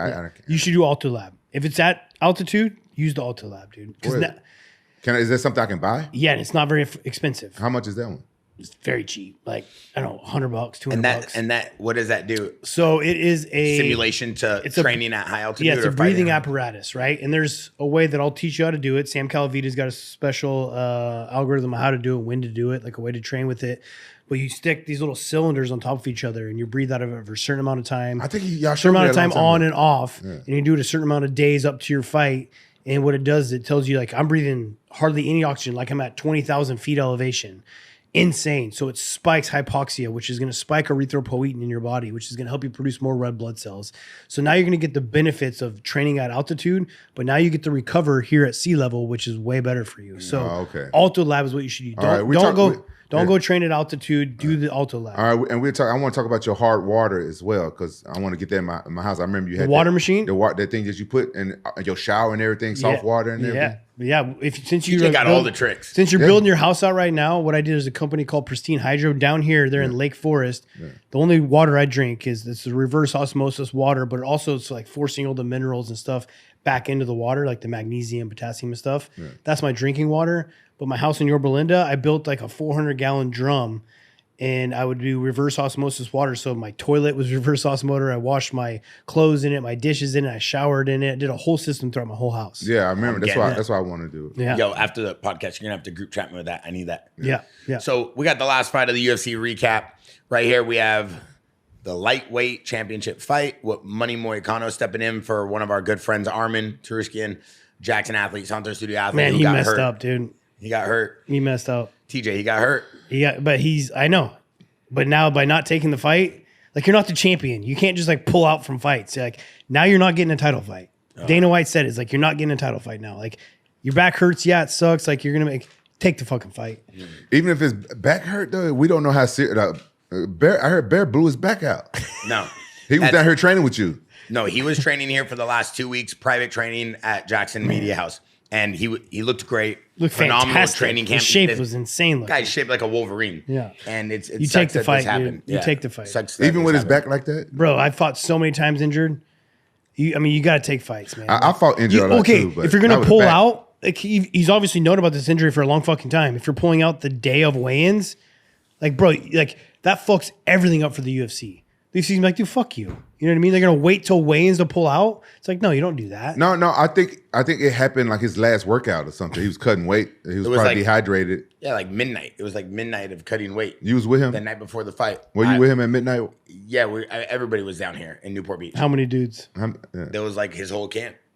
But why was you with him at midnight? And I was a house right next door. Got my house right here on the water so we could have his training. There's no way he just like hurt his back the night before weigh-ins. Like you don't like you're not going live. You know what I mean? Like you're cutting weight. So it's like you knew about this injury for a while. If it's an injury, you knew about this injury for a while. You pull out weeks in advance so that they have time to re-hype up a fight, get a fighter that's expecting to fight for a title fight, so you don't have Money Moicano wasting his title dreams on a 24-hour notice, right? Like that's not fair to him either. But now he went out there, he's a dog, and he fought because he's going to take the chance, right? Which you're playing with house money. Like I think Joe Rogan said that, like, which is true. Like you're expected to lose when he was a negative.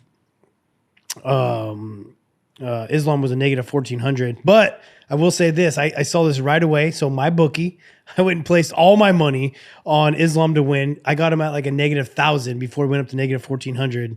And so I put everything I had on Islam to win because I knew he was going to win. And then I also bet on a plus 400 for him to submit him, which he did. Wow. So I cashed out this weekend. Well, how much? Wow.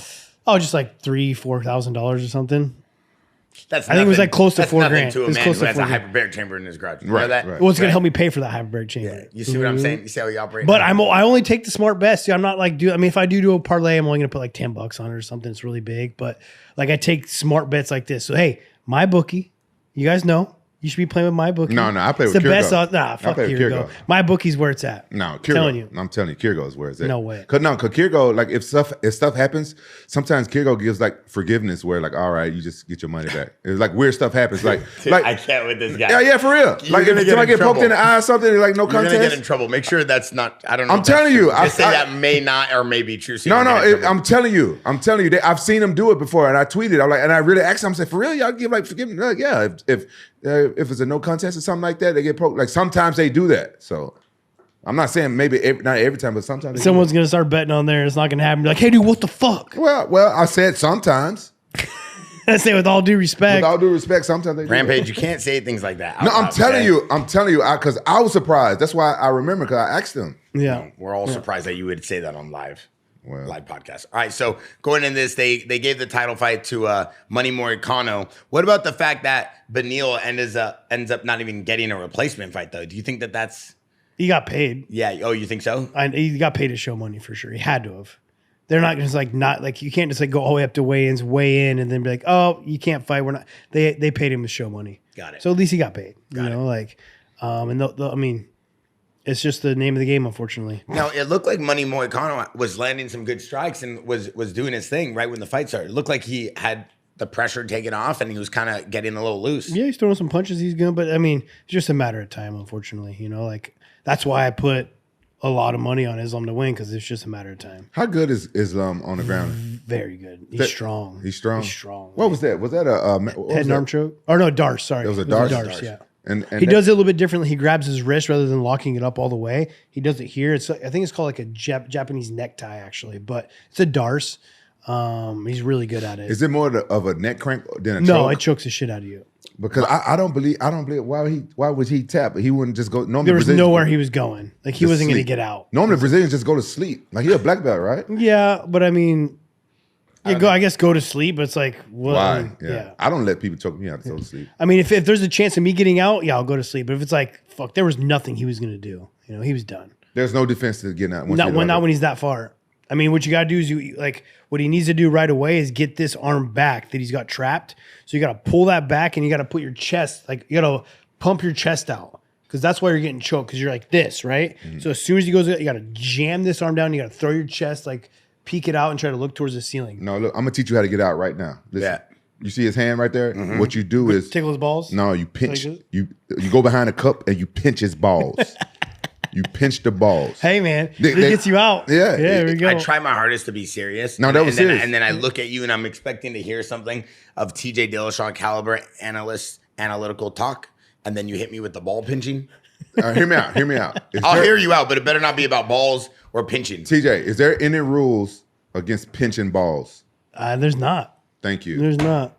Thank you. Somebody got you in there, and it's for the title. Listen, hear me out, guys. It's for the title. Yeah. You take the fight in 24 hours notice, and he locks you up in that fucking choke. Yeah. Right away, first round, and you got no way out, and your hand is right. I'm pinching the balls.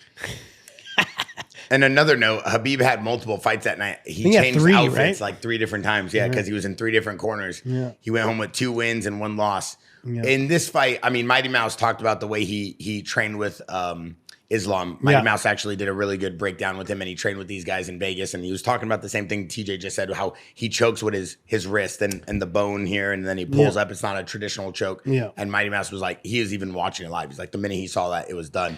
Do you think Moicano should have been given the fight, though, out of everybody in the division or everybody there? I think so. Yeah. I mean, he's probably the highest ranked that was like able to switch like that. I think so. You know, he's got good hype behind him. He's funny. He's a good character. I think that's like, I mean, all the pressure's on Islam. You know, like there's no pressure on Moicano to go out there. Like you're expected to lose. Like I was in that situation. The most nervous I've ever been for a fight my entire life was when I fought Joe Soto, because I took it on 24 hours notice. He's a Bellator champion. No one knew who he was. Like I had everything. I was just like riding this wave. I just won my belt from Merab. I was supposed to rematch him, and then I fight Joe Soto in 24 hours. It's like, I remember Fertitta hitting me up and was like, "Hey, bud, we need you to take this fight." I was like, "What, man? Like this is fucking bullshit. Like no one knows who this guy is. Like I'm putting everything on the line." He's like, "I know, but like you got to save the show. Do it for the company, man. We'll take care of you." All right. They take care of you? I mean, no. Oh. I didn't get a dollar bonus. That's the only fight I never got a bonus for after. Wow. Yeah. But dude, I built my brand through the UFC, so I got nothing to complain about. Like I've probably complained about stuff in the past, but to be honest, like I built an entire brand off the UFC. Thankfully, they built something that I could thrive in, and they did a great job hyping me up of who I am. And now I've got to start my own company because of it. I've built a brand and a name. I feel you. I agree with you. They did that same thing to me when I had to fight Keith Jardine after I fought Vanderlei. Yeah. And that was my first time ever fighting a fight overtrained and stuff like that. They should have, but I understand what you're saying. No excuses, they should have gave you a bonus. 100%. I thought I was expecting one. That was the only fight I never got one. But like so now that I was seeing some stuff that the PFL has let go Aaron Pico and Patricio Pitbull, and they asked Dana about signing him. I've been saying since day one, Aaron Pico would be a UFC champion if he fights in the UFC. And now they're saying that they're interested in him. Even if PFL was going to pay Aaron Pico more, I would personally tell him to go to the UFC, even if you don't get paid as much, because your brand is going to skyrocket. Mm-hmm. You go up there, like he could get, dude, I think Aaron Pico could give Islam Makhachev a run for his money. Like that's a guy that can wrestle, he can strong, wrestle, and his boxing is so fucking legit. Crazy body shots, dude. His boxing is so good. I've watched TJ and Pereira and all these guys train at Ruka. Aaron Pico's a different. He's an animal, dude. How's his jiu-jitsu though? Good, it's good. Wasn't he training with John Jones for a little bit? He was out at Albuquerque. Yeah. He was training with AJ McKee and stuff for a long time. He used to train out there. Yeah, because he used to be like when I moved here to Orange County to start training with Sam Calvita. I was training with Aaron Pico at Ruka. And at some of the places he came to Gracie Baja and stuff. And I said it in multiple interviews, like, Aaron Pico's a champ. Wow. He's a world champ. And yes, he got thrown to the wolves very beginning of his career, fought Bellator, right on the big stage. So, like, he's becoming who he needs to become. But, like, that guy he's next level, dude. Do you think the UFC will sign him? I hope so. Yeah. And I hope that, like, I think he's managed by Ali, so he'll take the right approach. But, like, even if PFL offers you more money, take the UFC contract. It's just worth so much more. Yeah. The brand you could build off the UFC is just mad. That's why I'm here at Jackson, right? Yeah, the brand 100%. we're building. And you're one of the best to ever do it, no doubt about that.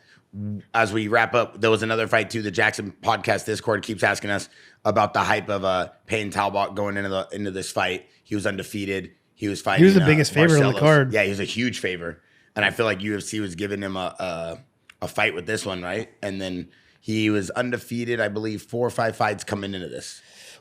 He was so hyped up because he did it so impressively in those other fights, right? Like he made it look effortlessly, and like he's promotable, and so the UFC is going to try to do what they can to ride that wave. But unfortunately, when the hype gets real, not everyone can like be the Conor McGregor, right? Not everyone could like live up to the hype and have these fantastic finishes. And and live up to it. And unfortunately, this guy just took advantage and was hungry and put the beat down on him.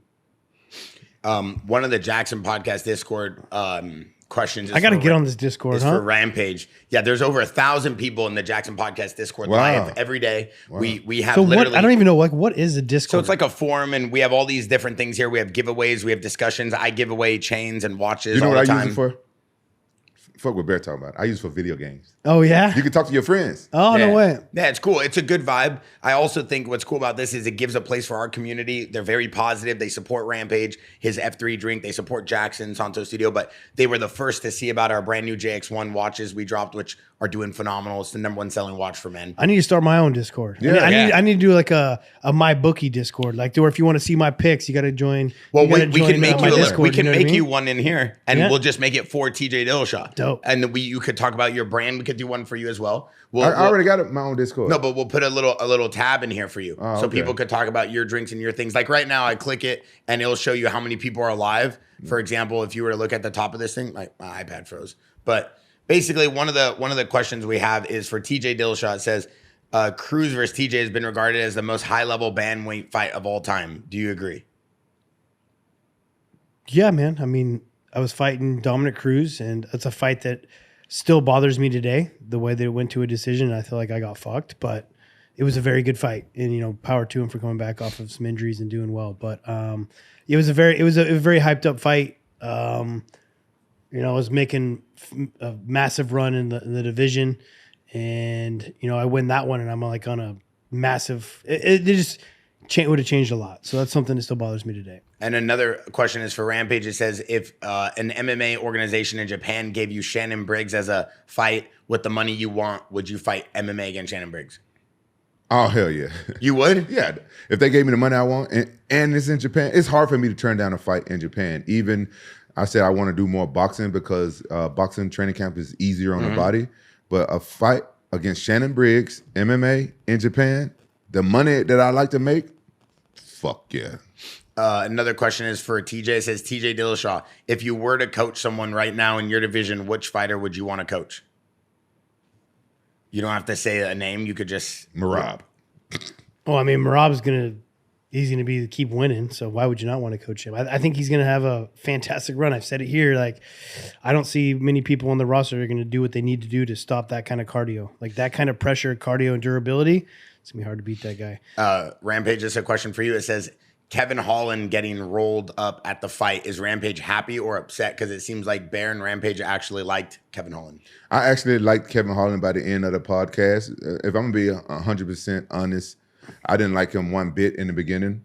I didn't like him when I first shook his hand. I didn't like him when he sat down. And but I understand why he was the way he was. And I think the internet kind of like went too hard on him. So I do. I think the internet went a little bit too hard on him because you got to watch the whole podcast. And then understand, but if you live, like he does that in a lot of interviews, and he does that in like a lot of his talking. He's like very like boisterous, flamboyant. If you're gonna say that stuff, and you look the way you look, like it's gonna like that's why people don't talk the way he talks, because if it backfires on you, you look like a fucking asshole. Oh, I didn't never watch none of his interviews. I didn't know he was like that. All the time. Oh, I didn't know that. Yeah. Oh, And okay. then last two questions. It says, TJ Dillashaw, you're regarded as the greatest bantamweight of all time. Most people also consider you as a top 5 fighter of all time. Who do you feel is the top 5 fighters of all time? I mean, I have to sit down and think about that. It's like it's a packed question. It's a loaded question, right? I mean, there's a lot of different answers. It's a lot of moving parts. There's biased favorites, right? So that'd be a hard one for me to like answer right off the top of my tongue. But you got like, the George St. Pierre's, you got I love Max Holloway, right? Just because of his record and what he's done and also the way he fights. So it's going to be different per person and how they look at fighting. And then last question is for Rampage. It says, Rampage, you're considered one of the most famous MMA fighters of all time, but also considered one of the greatest. Not just due to the fact that you were a fighter, but what you did for the sport. No, because of what you've done for the sport. Seems like you and Bear joke around a lot. Do you get upset that Bear bullies you? Yeah. I'm glad y'all asked me this question. Bear don't only bully me here on the podcast. He bullies me out there in front of my friends and stuff. Like Saturday, they was watching the fight here. I didn't want to come because I got a lot of my personal friends that wanted to watch the fight with me. And I was like, no, I'm gonna go watch it in David Buster because Bear gonna bully me the whole time and embarrass me in front of my friends. Like I didn't think Bear was this fucking funny, and so he gets me with good ringers, and it makes me not have a comeback sometimes. So yeah, I'm pretty upset that Bear bullies me. You have ringworm? See what I'm saying? What do you say? Bro, thinking about you being upset and stuff, did you see all the because it was like what 20-year anniversary of the Ultimate Fighter show or something? Did you see all the highlights they did of Ultimate Fighter show? Oh yeah, I saw a little bit. And of you that. ripping the door off like 3 different times. See, I told you that shit was epic. It is the most epic clip of all time. You ripping the door off. I'm surprised that UFC even showed me doing anything. Why? They love you. Yeah, dude. You feel like they don't love you. I feel like they love you. I just feel like so you don't too. give them enough credit. I feel like Last they don't thing love is TJ and Rampage. What's your opinion of the 20th anniversary of the Ultimate Fighter Oh, with dope. Chael Sonnen and DC being the coaches? I think that's kind of lame. I think it should be guys that are actually fighting right now. Chael's obviously gonna move. I mean, he's gonna create a lot of funny shit. But I don't know. I like that. I like that it would have been like guys that are actually trying to compete and like end up fighting each other afterwards. The show, like that's like part of the drama is that like that like when me and Garbrandt coached Ultimate Fighter is because we were gonna fight afterwards, and there's that like animosity between each other. It's like where's the animosity didn't come from behind DC and Chael, right? They're not competing. They're both retired. They're never going to compete again. I don't feel like that's a great move personally. You same with you? Yeah, fuck that. And then last question is Rampage's energy drink F3 any good? It's better than TJ. It's better than TJ's. I tell you that. Okay, Yeah, so if you want to fuck your body up, yeah, go okay, for it. If you want to disrupt your hormones and all that good stuff. I actually like F3 and I like TJ's Wild Society. I like both of them. Listen, TJ drink is very healthy, but it tastes like balls. Say it like you mean it. It tastes like ass. Yeah, I thought he was gonna Not say something true. nice. Yeah. Listen, before we go, I want to say thank you for everybody supporting the Jackson Podcast. 2 big announcements. We will be doing tons of giveaways in this Jackson Podcast Discord. We also will be launching the brand new Jackson Media House YouTube page. The Jackson Media House, just to break this down for you, is going to be a new show that we do weekly where we show all the different fighters, skaters, surfers, jiu-jitsu athletes. We have Checkmat, Leo Vera, Bernardo, Bushasha, Jansen. We have guys in here training jiu-jitsu every day now. We have our coaches like Yogi and Perillo. We have Rampage and all the boys, plus the skaters. We wanted to give a separate page. So moving forward, we'll be using that on the Jackson Media page. Then we have a Jackson Sports page, which will be showing you a lot of behind the scenes. So just giving you guys an update on what we're trying to do, trying to give you guys more content behind the scenes of the fighting and the skating, the surfing and the jiu-jitsu and the training. Are you still doing the OnlyFans? You probably make a lot of money, huh? You will make a lot I mean, of money. that video with Shannon Briggs and Rampage together made so much money on OnlyFans. Can you imagine those two guys naked? What?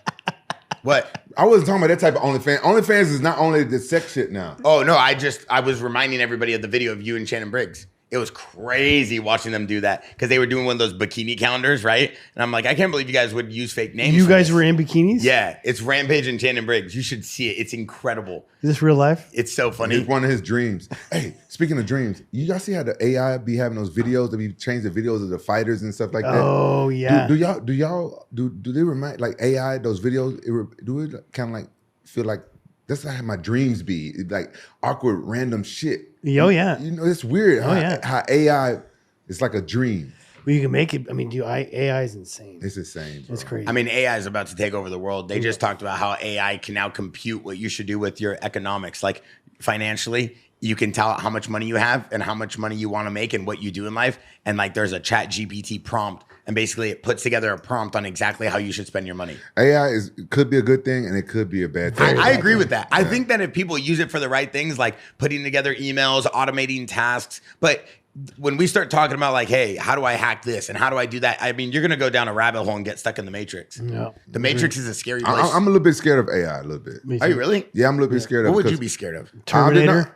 Yeah, you never know. Terminator. Bro, you never know. Like, I'm a little bit scared of it because sometimes you see pictures and stuff and you see videos and people talking and it looks almost real. Yeah. Think about it in like 10 years.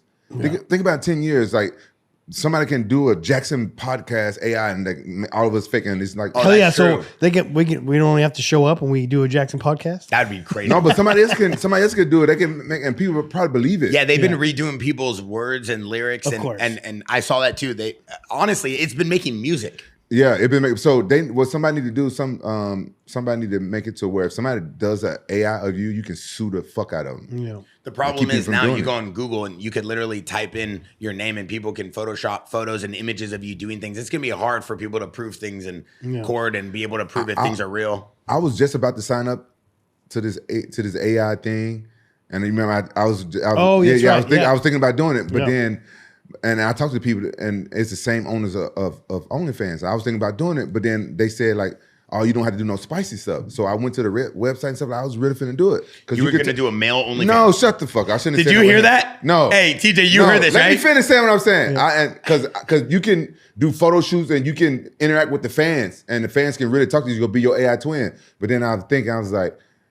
It's too soon because the people that's going to go on there, they're going to be the horny people going on there at first. So they're not going to want. You're going to ask him like ridiculous questions to Rampage Jackson's AI. Oh my God. So I was like, Can I see a little Tootsie Roll? No. You can block it from doing all this stuff, but I did not do it for that. I thought because people not going to be interested in the content that I'm going to be doing. What content would you be doing? I'd be doing like regular organic stuff. Organic with the fans and doing cameo, like shout outs and happy birthdays and stuff like that. That's cool. But people will go to that site for like, to be dating people. No, we don't want none of that. We want you nice and happy and healthy, okay? I don't need no AI Rampage yelling at me. I'm just trying to capitalize on. I'm like TJ 2025. I'm just trying to do a whole lot of content and see like what works. Yeah, we all are. I think that's the good thing about us over here today.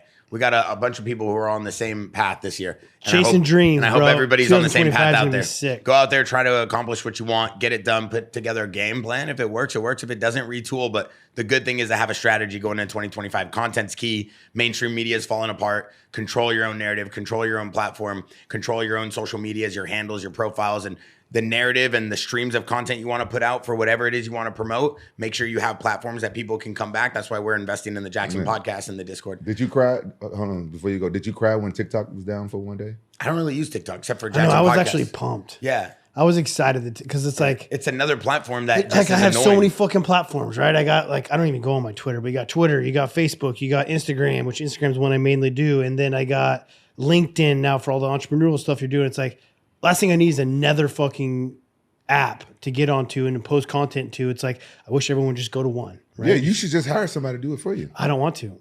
I want it to be the same way you want it to be organic and not using AI. It's like I want people to know when they're talking to me, they're talking to me. Like I'm probably sitting on the toilet taking a shit, answering all your questions. You know. I mean, he's the most receptive person though when it comes to content. TJ, I want to give you your flowers on that. I was bugging him for 2 years. Get on social. Let's get you on the podcast weekly. People want to hear from you. You're very analytical. You have a lot of good things to say. You're very honest. You have integrity. And people think that what you say holds water and value. It took 2 years to break the mold, but now I think you're literally the most requested guest. Thank you. Flowers to you because you've made this podcast so intuitive when it comes to fighting and the skill and the mastery of that. Me and Rampage provide a little bit of comedy. Rampage is, of course, a legend, but you really bring a new depth to the podcast. Without you, it wouldn't have been this successful. So I appreciate you going all in with us. It's going to be a good year this year. 2025, first podcast with TJ. Very excited. Rampage, very excited to see you withstand the drama and the chaos with Kevin Holland. I'm surprised and I'm happy that, I'm not surprised that, but I am happy that the internet was behind you. I feel like that's so cool. The whole MMA universe. That made me happy. Much love to all you guys for having my back. Thanks, guys, for watching. Jackson Podcast. I'm Bear, Rampage, TJ. We out.